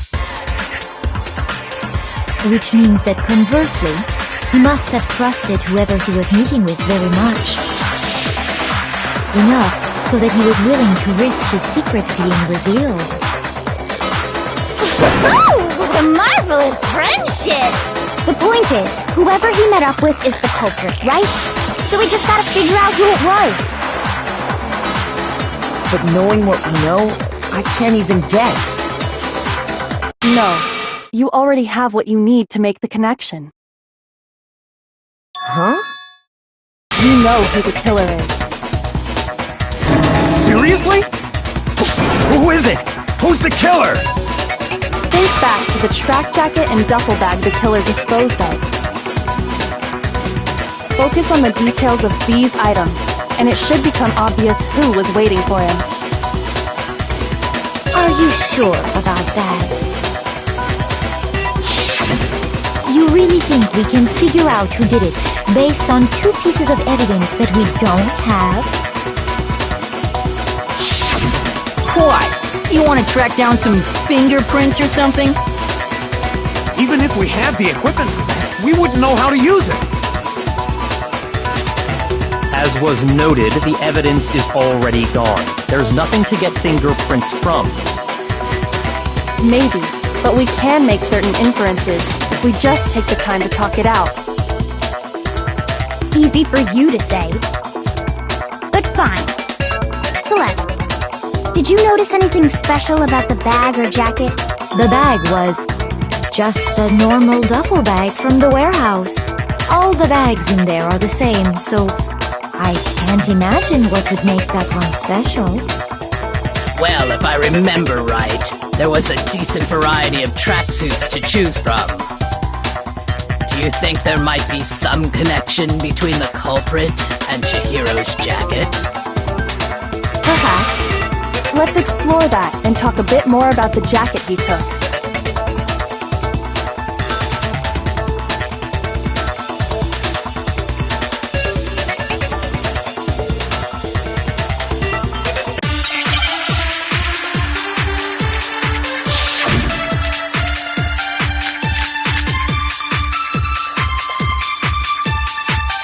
First of all, we know where Chihiro was headed. He was on his way to go exercise. So next we have to ask, why did he choose the specific tracksuit that he did? What do you mean, the specific tracksuit? I got it! He picked that tracksuit because it matched the one the culprit was wearing! So, what you're saying is, the killer was wearing the same blue tracksuit as him? My tracksuit is black. I don't even have a tracksuit. Cause exercising sucks. I have a white tracksuit personally. I got it from the warehouse, if you must know. Did any of that really help us get any closer to figuring out who the culprit is? No way. Not a chance.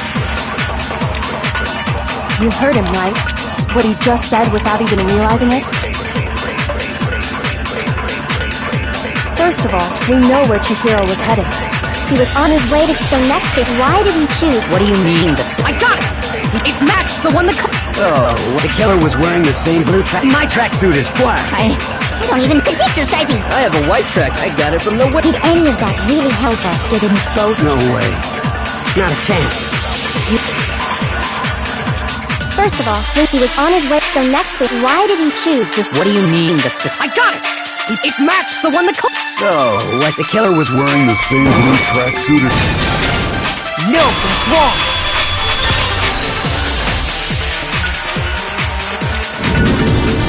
Hold on a second, Mondo. What did you just say? Huh? What'd I say? When Celeste testified a few minutes ago, she said...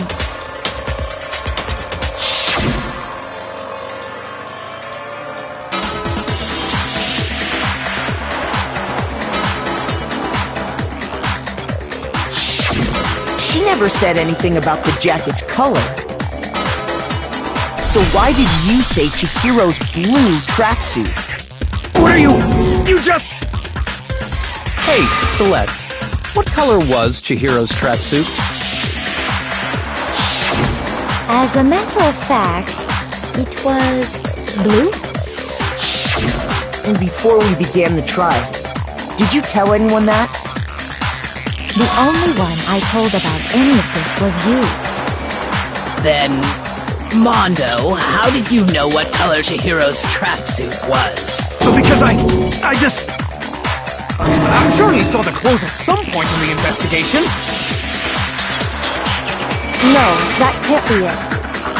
The bag and clothes were surely disposed of by the time we began our investigation. Then the only reason he could have known what color the tracksuit was is if he saw Cherry with it before he died! That's the only possibility! Cherry? Are you talking about Chihiro? So, how about it? Did you see the tracksuit or didn't you?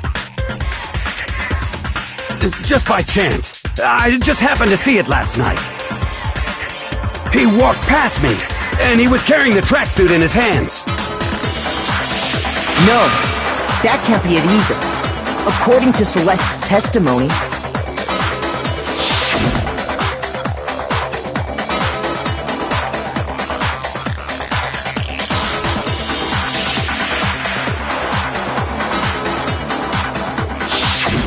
when Celeste noticed it, Chihiro made a point of making sure the jacket was completely in the bag.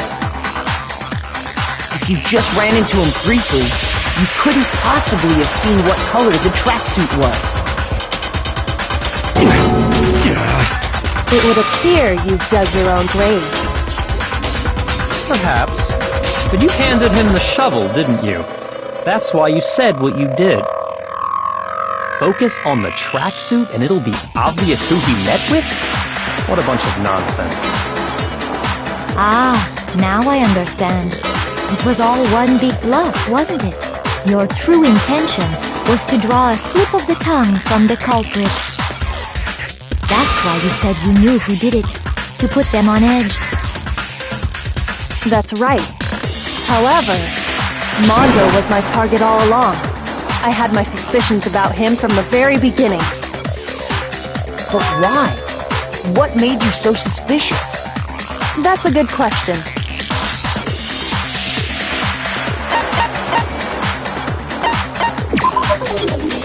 there was a certain turning point that tipped me off. Maybe you didn't notice it, Mondo, but you tend to refer to men and women differently.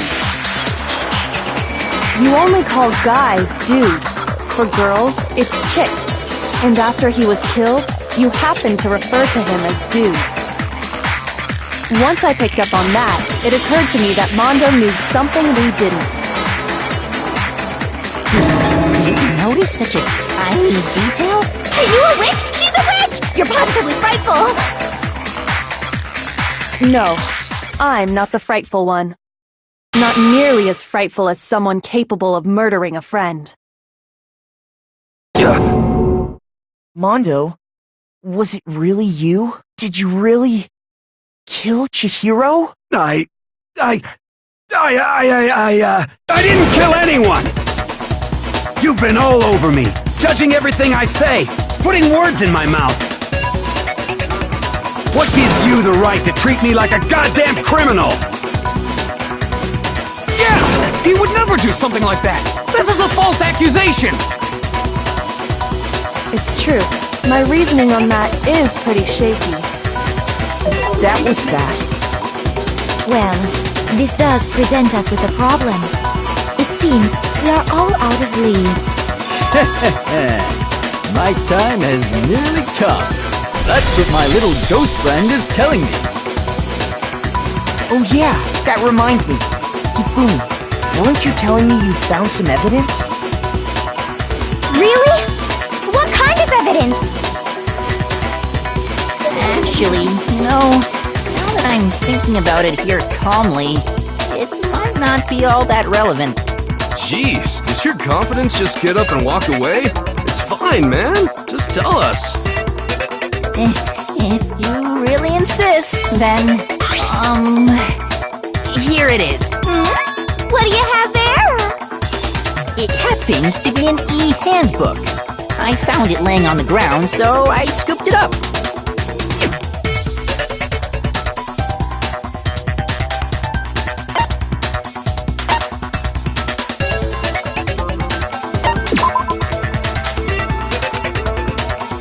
Shoot!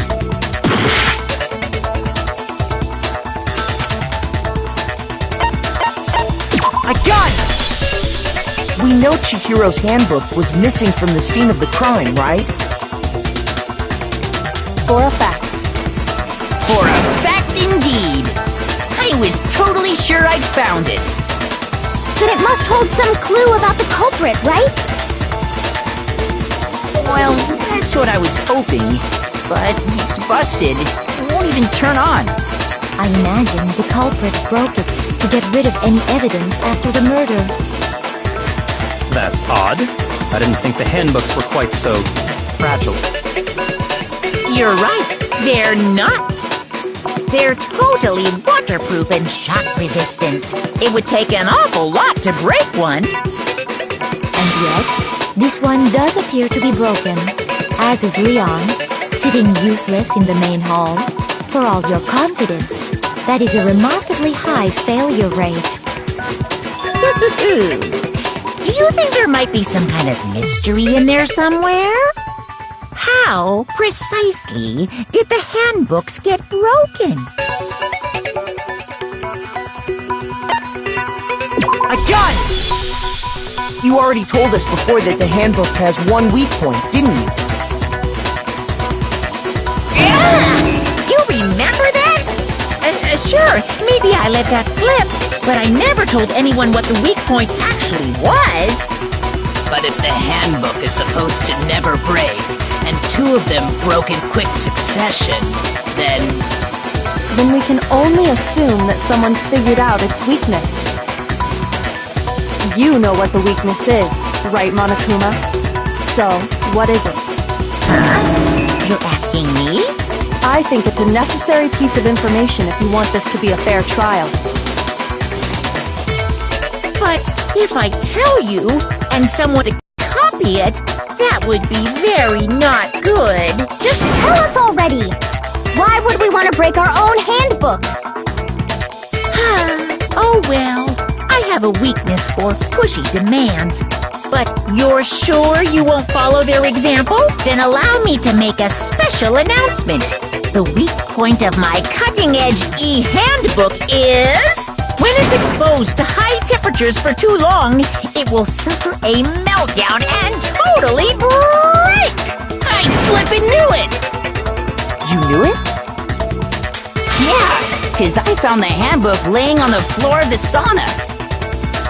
The temperature in the sauna can reach over 200 degrees. Strange how you don't get burnt, huh? It's because as your sweat evaporates, it creates a cooling layer of air around your skin. If the hot air of the sauna were somehow pushed directly onto your skin, you'd definitely get fried. That layer of air would get blown away. That's why you may feel a burning when you move around. So when you're in a sauna, make sure to keep nice and still. Interesting. I learned one new fact today. That is a mere trifling speck of knowledge. Anyway, if you found the victim's handbook in the sauna, then the killer must have been purposely trying to raise its temperature in order to break it. Meaning the culprit somehow knew its weakness. But how'd they find out? Monokuma said he didn't tell anyone, right? Indeed. Quite the mystery. What if they found out by accident? What do you mean by accident? What if the killer took their own handbook into the sauna, not knowing its weakness, and it broke? They'd realize it was broken, of course, and it wouldn't be hard to figure out why. And once they had Chihiro's handbook, they knew they had an easy way to dispose of it. I won't say it's not possible, but who would have done something like that? I don't know of anyone who took their handbook into the sauna. I might know someone who did. Whoa! Seriously? I think the one who may have taken their handbook into the sauna was...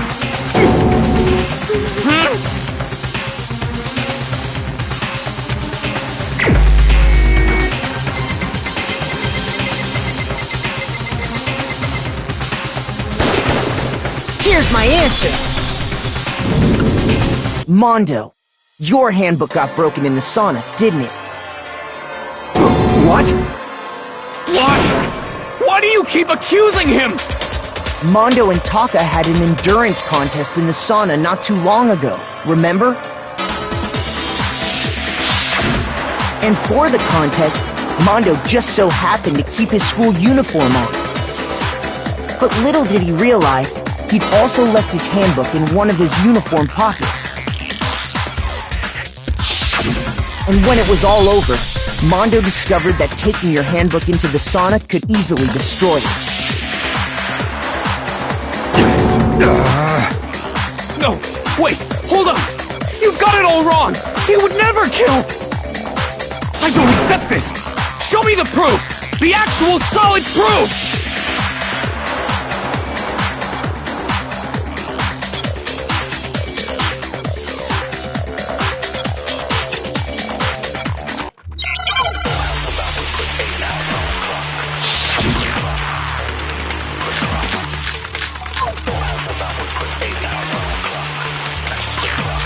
Let's test Makoto's assertion.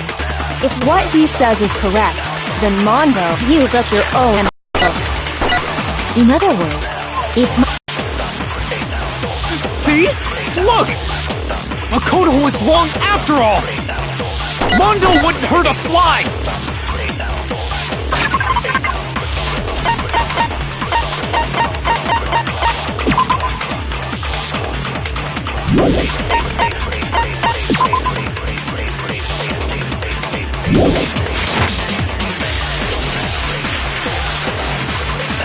Let's test Makoto's assertion. If what he says is you broke your own handbook. In other words, if Mondo's handbook is actually broke, then that proves that what— Well, my goddamn handbook works just fine! No, it's wrong!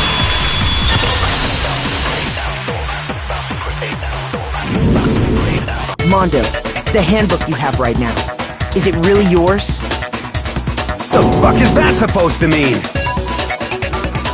The broken handbook that was in the main hall. Isn't that one actually yours? What the heck are you talking about? What I mean is, I think Mondo swapped his handbook out for one that actually works. I think he took Leon's handbook and replaced it with his own. After all, Monokuma said himself that Leon's handbook never should have broken. That's right! The punishment it suffered wasn't nearly enough to destroy it. So then, the broken handbook in the main hall is actually Mondo's, which would mean that the handbook Mondo has right now is actually Leon's, yes? But doesn't that violate the school regulation that says loaning out your handbook is prohibited? Well, here's how I look at it. There is a rule about loaning your handbook to another student, but if they're dead, they're not a student. It's kind of a gray area, I admit, but no worries. If anything, it just makes things more interesting. As such, I decree that exchanging handbooks with a corpse is not a violation of the rules. Well, Mondo, if I'm wrong about this, you're welcome to say so. I'm happy to admit I made a mistake, but... Son of a bitch! What's wrong, bro? Come on! Tell him he's wrong! You are wrong! You have to be wrong! Everything you just said is wrong! You made it all up! Okay, then why don't we look back on this case one more time, from the beginning? That way, everything will become clear, and we'll all see if I was right or wrong.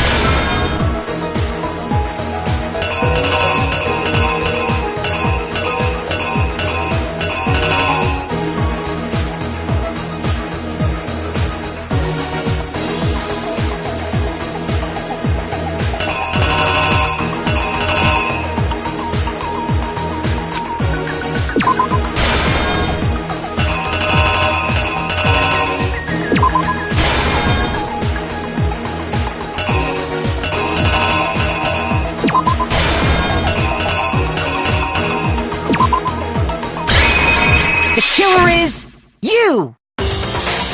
First, let's take a look back to before the incident. Last night, Celeste saw Chihiro in the warehouse, correct? At the time, she was apparently stuffing something into a duffel bag.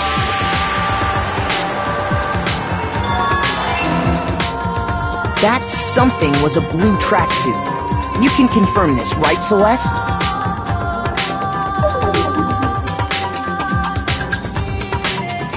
With bag in hand, Chihiro headed out, even though it was officially nighttime. She made her way to the locker room, specifically the boys' locker room. But how could the victim, who was apparently a girl, access the boys' locker room?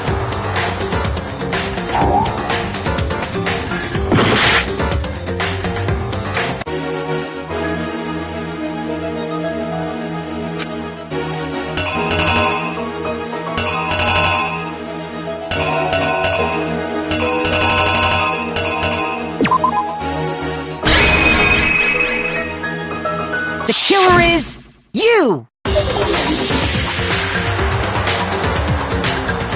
With bag in hand, she made her way to the locker. But how could the victim, who was a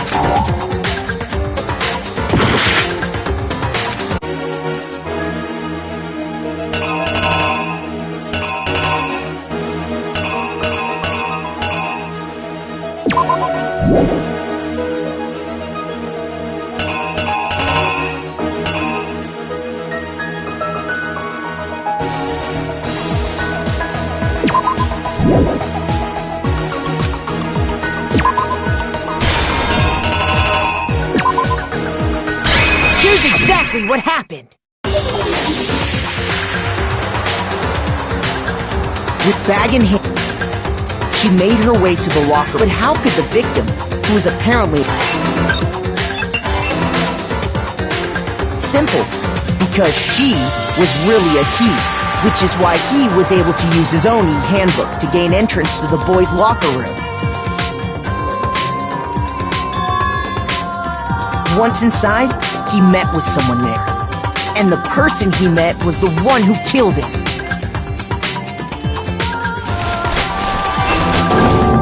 It seems likely that the killer grabbed the nearby dumbbell, approached the unsuspecting Chihiro,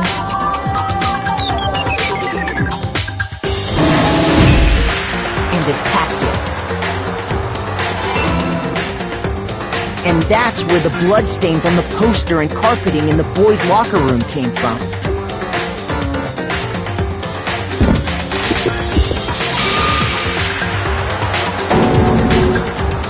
It was likely in the heat of the moment. The body was arranged, but the murder itself felt unplanned.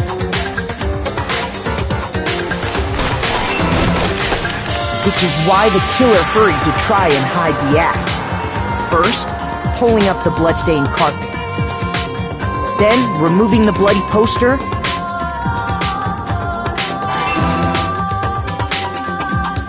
And finally carrying the corpse into the girls' locker room. A girl's handbook was necessary to get into the locker room, of course. But this alone doesn't prove that the killer was necessarily a girl. After all, Sayaka and Junko's handbooks had been placed in the main hall. Using one of those, a boy could get into the girls' locker room without much problem. And that's exactly how the killer did it. With the carpet and the poster they brought with them, they got to work.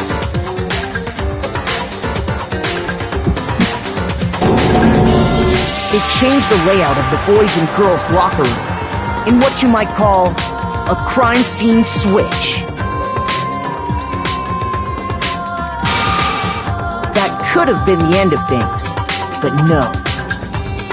Byakuya discovered the body and decided to intervene in the situation, making things even more complicated.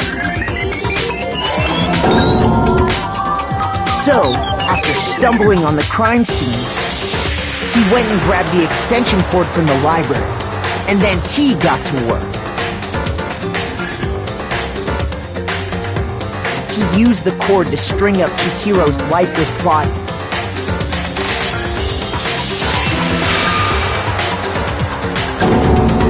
Then, using the victim's own blood, he left a grisly message there at the scene of the crime. He wanted to create the illusion that Genocide Jack was responsible for the slaughter.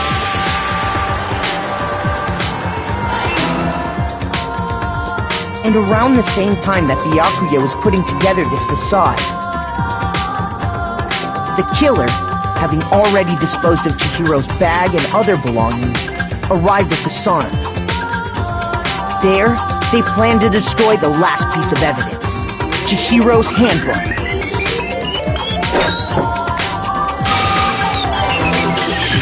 And just as the killer expected, the steamy sauna was enough to ruin the electronic gadget. Somehow, the killer knew that the handbook couldn't stand up to the heat of the sauna. And the reason they knew that is because the sauna had already wrecked their own handbook. And that's how it all played out.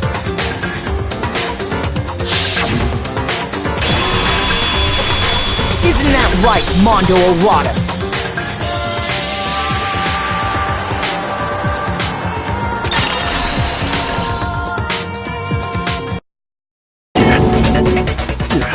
Wait! No! This can't be right! Where's your evidence? Yeah!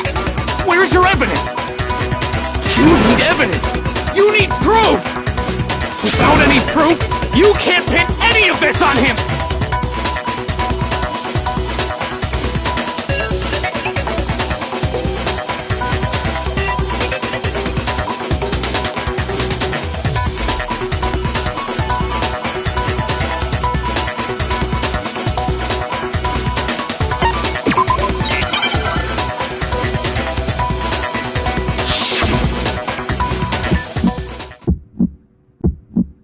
Show me some evidence!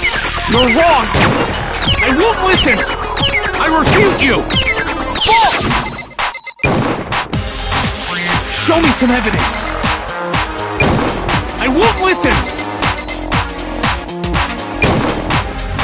I refuse to vote! Show me some evidence! You're wrong! I won't listen! I refute you! False! Show me some evidence! I won't listen! You're corrupt! I refuse to vote! I refute you! False! You're corrupt! Show me some evidence! This should prove it!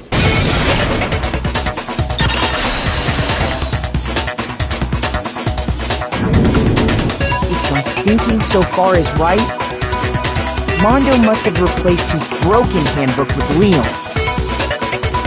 In which case, we can just check each of our handbooks right now. Once we do that, we'll... We don't gotta do that. Huh? Yeah, I did it. I killed him.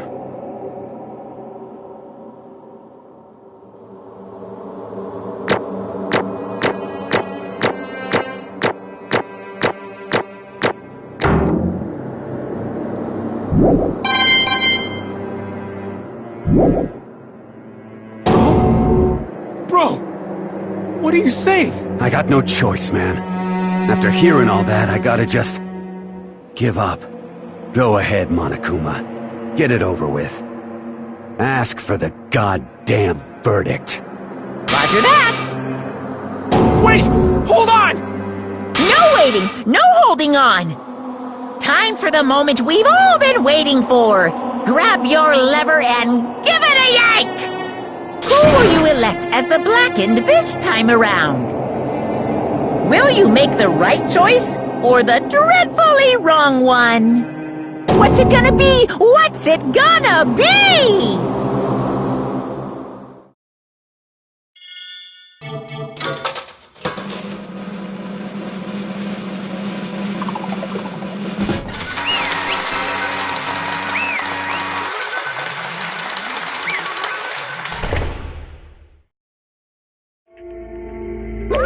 What?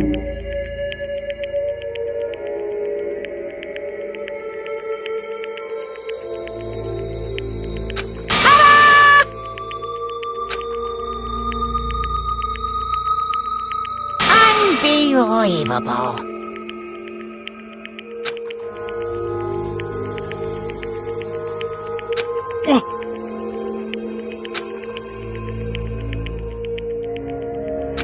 Sorry. What is this?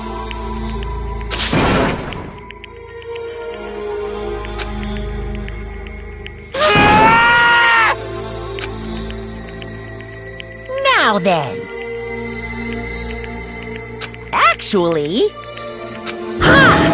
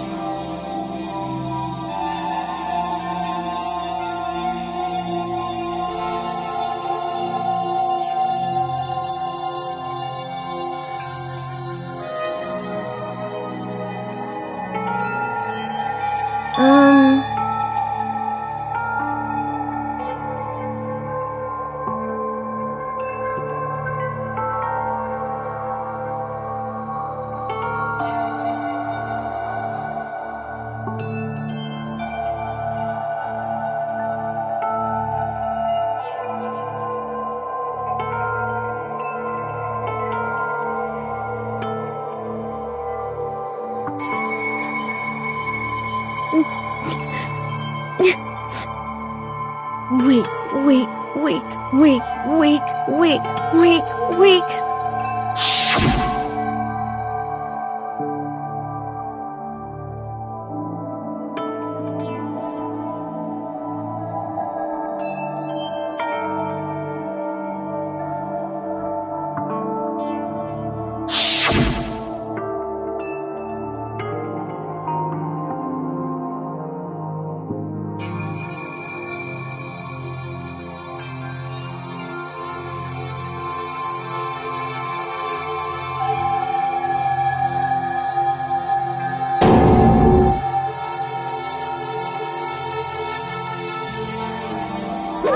Hey,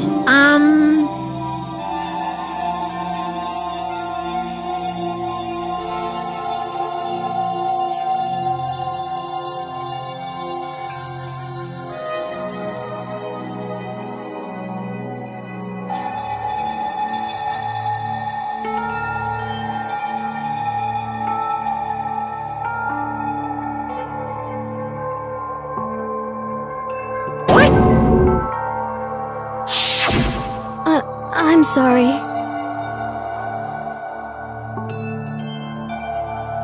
But...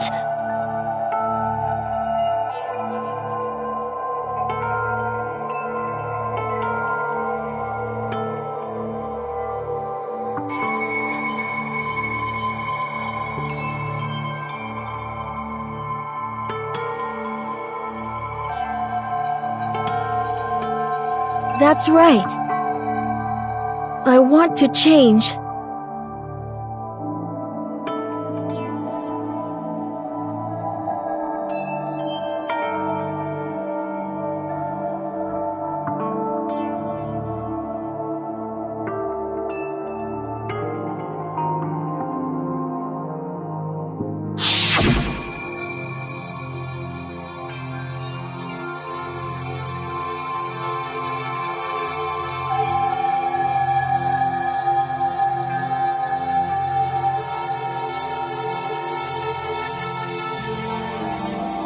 hey,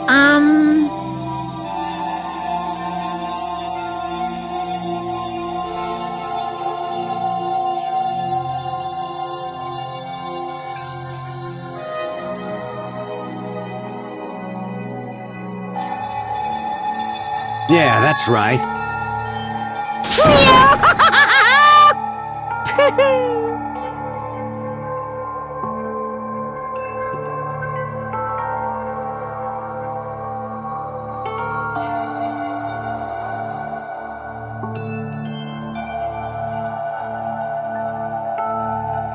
Uh-huh.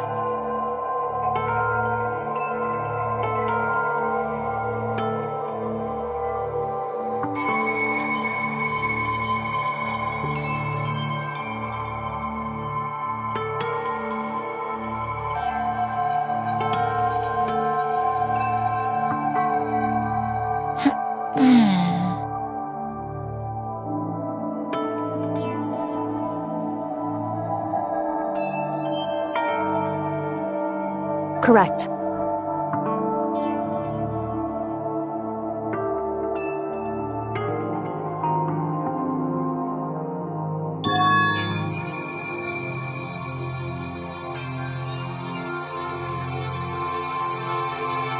Indeed.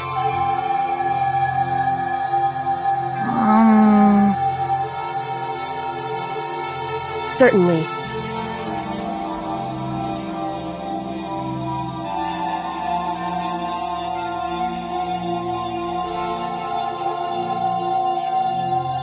But...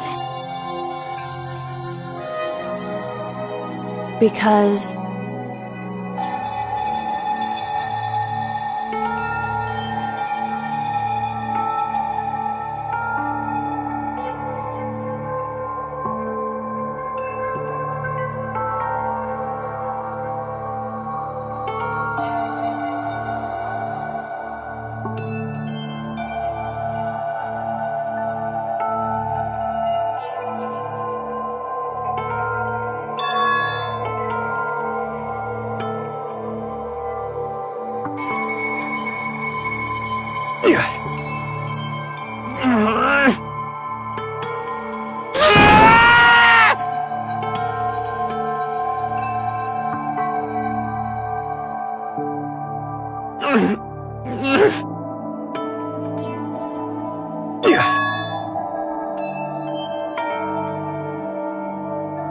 I knew it.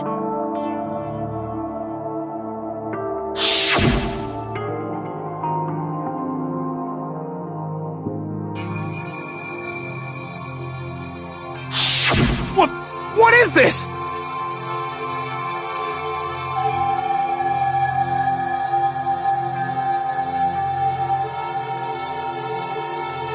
You're wrong! Don't make me repeat myself.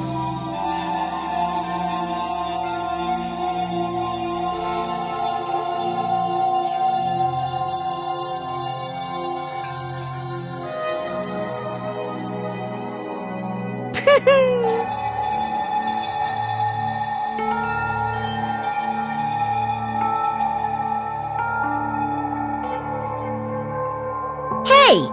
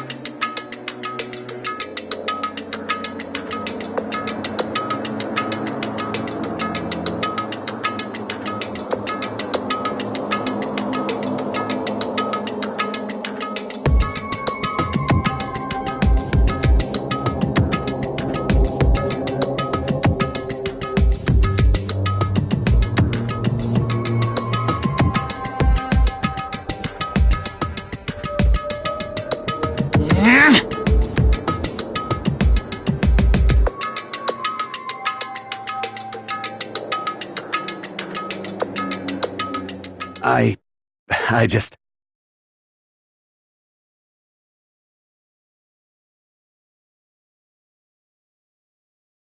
Don't fuck with me!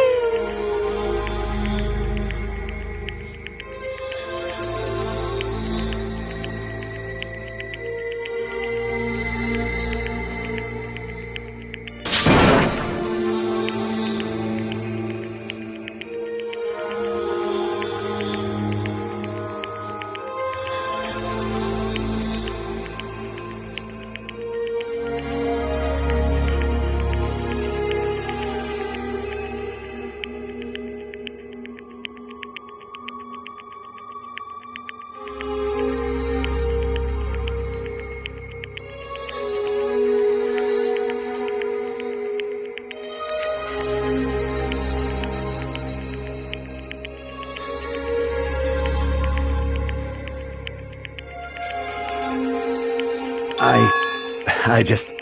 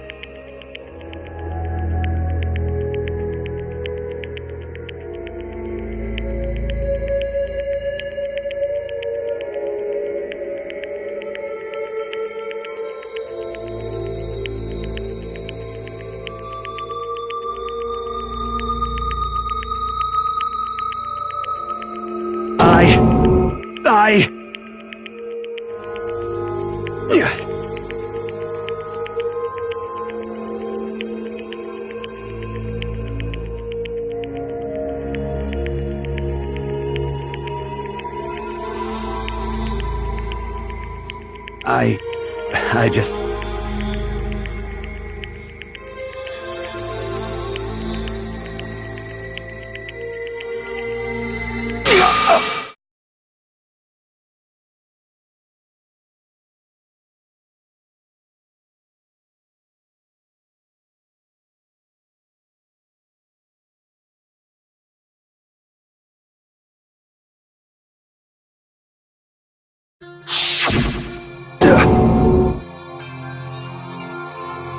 I'm sorry.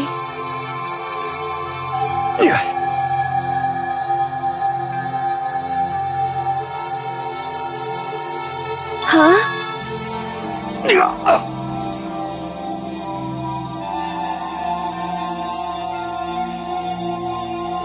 But... I want...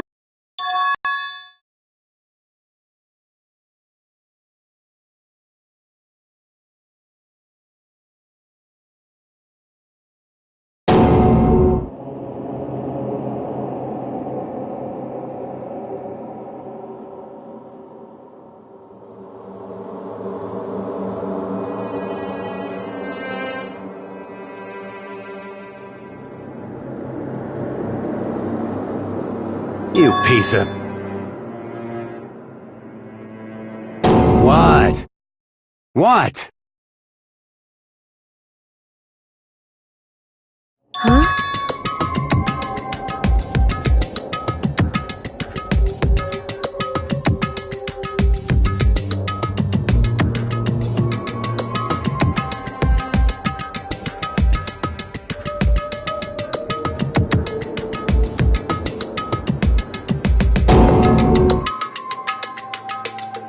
What? What?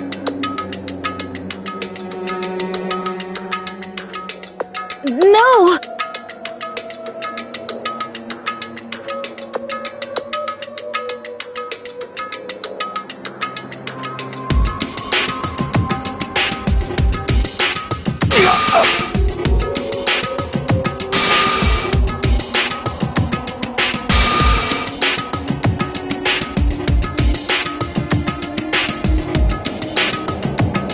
What's wrong? Damn you!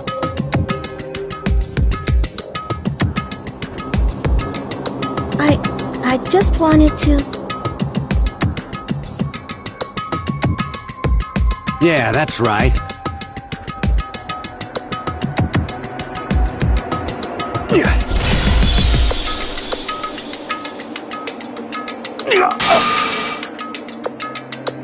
You son of a bitch!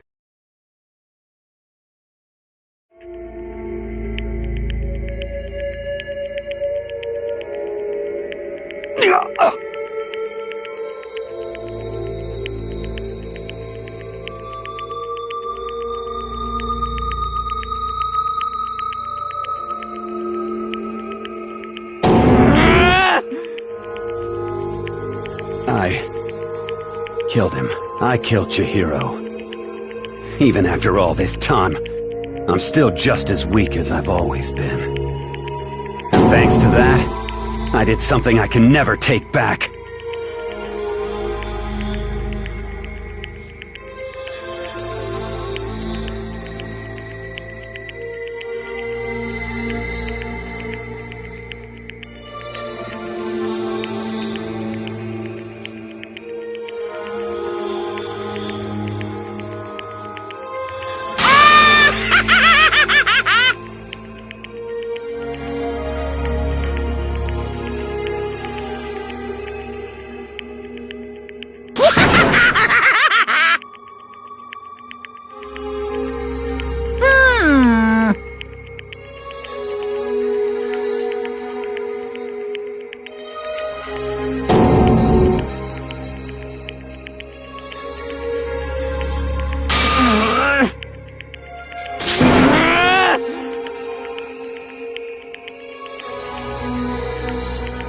Yep.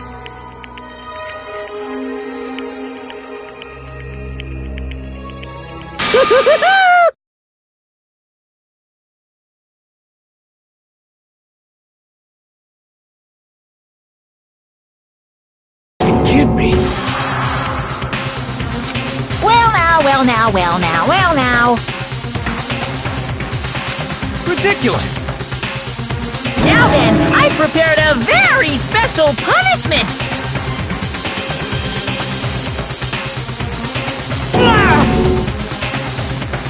Let's give it everything we've got! It's punishment time!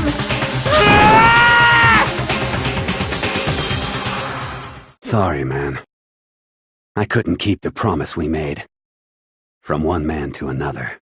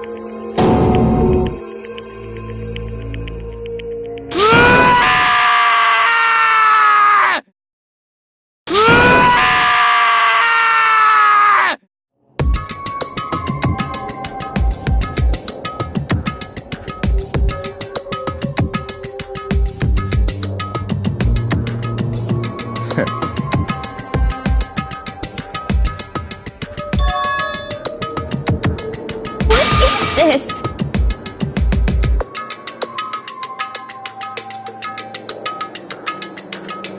Naturally.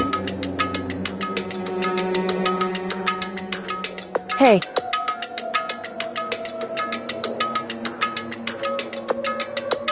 However,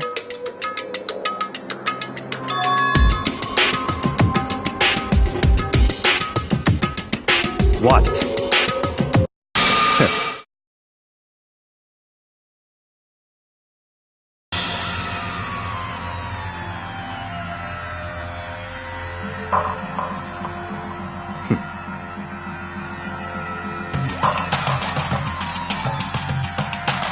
Honestly.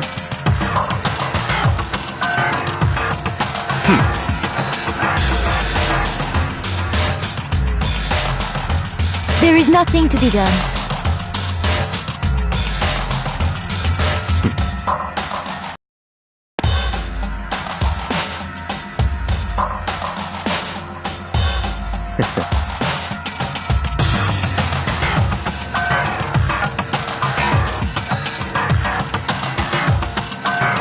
Well,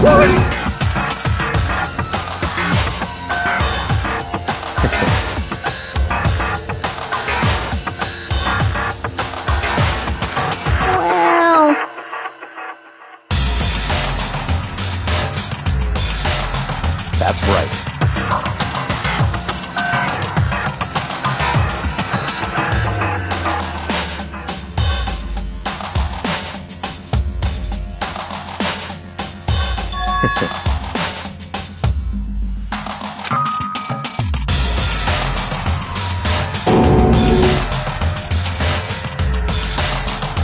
I see.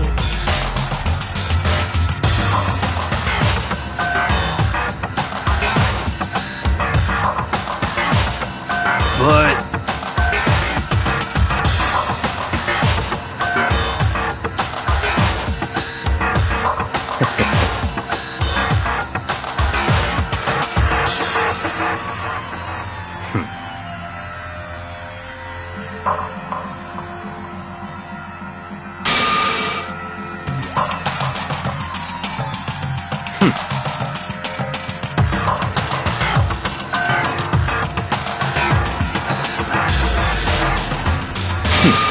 Interesting.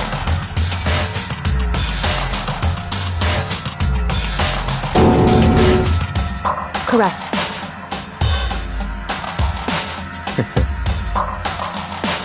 Indeed.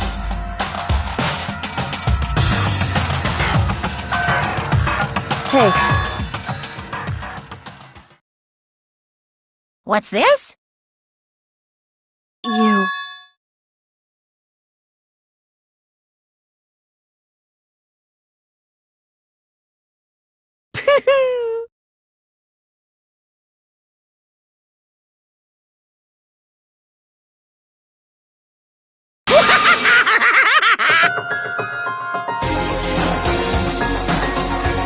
What?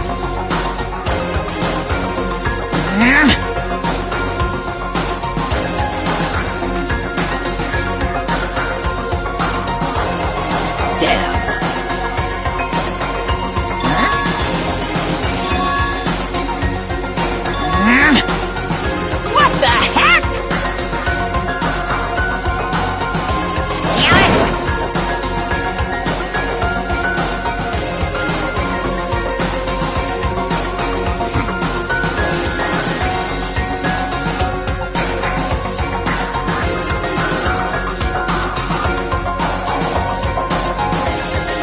Ooh, how exciting!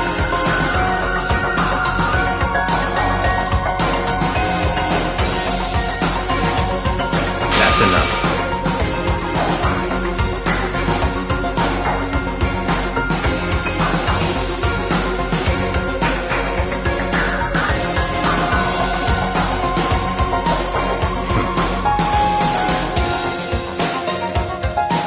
In the name of my family.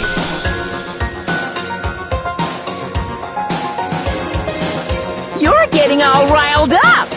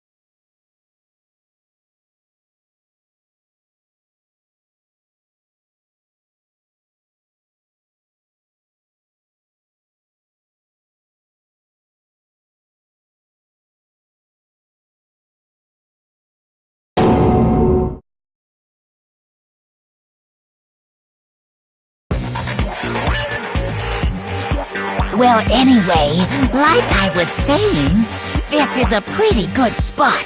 Yeah, a really good spot. Anyway, isn't it amazing how that girl went and killed someone before things even had a chance to get boring? Once things really get moving, it'll be like a roller coaster. There won't be any stopping it. Fear and despair charge forward at a speed nothing can hope to match. But I must admit, I'm disappointed. I went to all the pain and effort of making you part of the group, and you couldn't play your part. You do remember you were supposed to make the first move, right? Well, no biggie.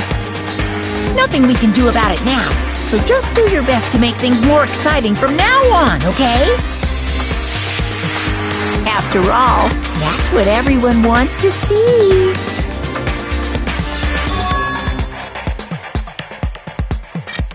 As long as you don't want to know my measurements, fire away!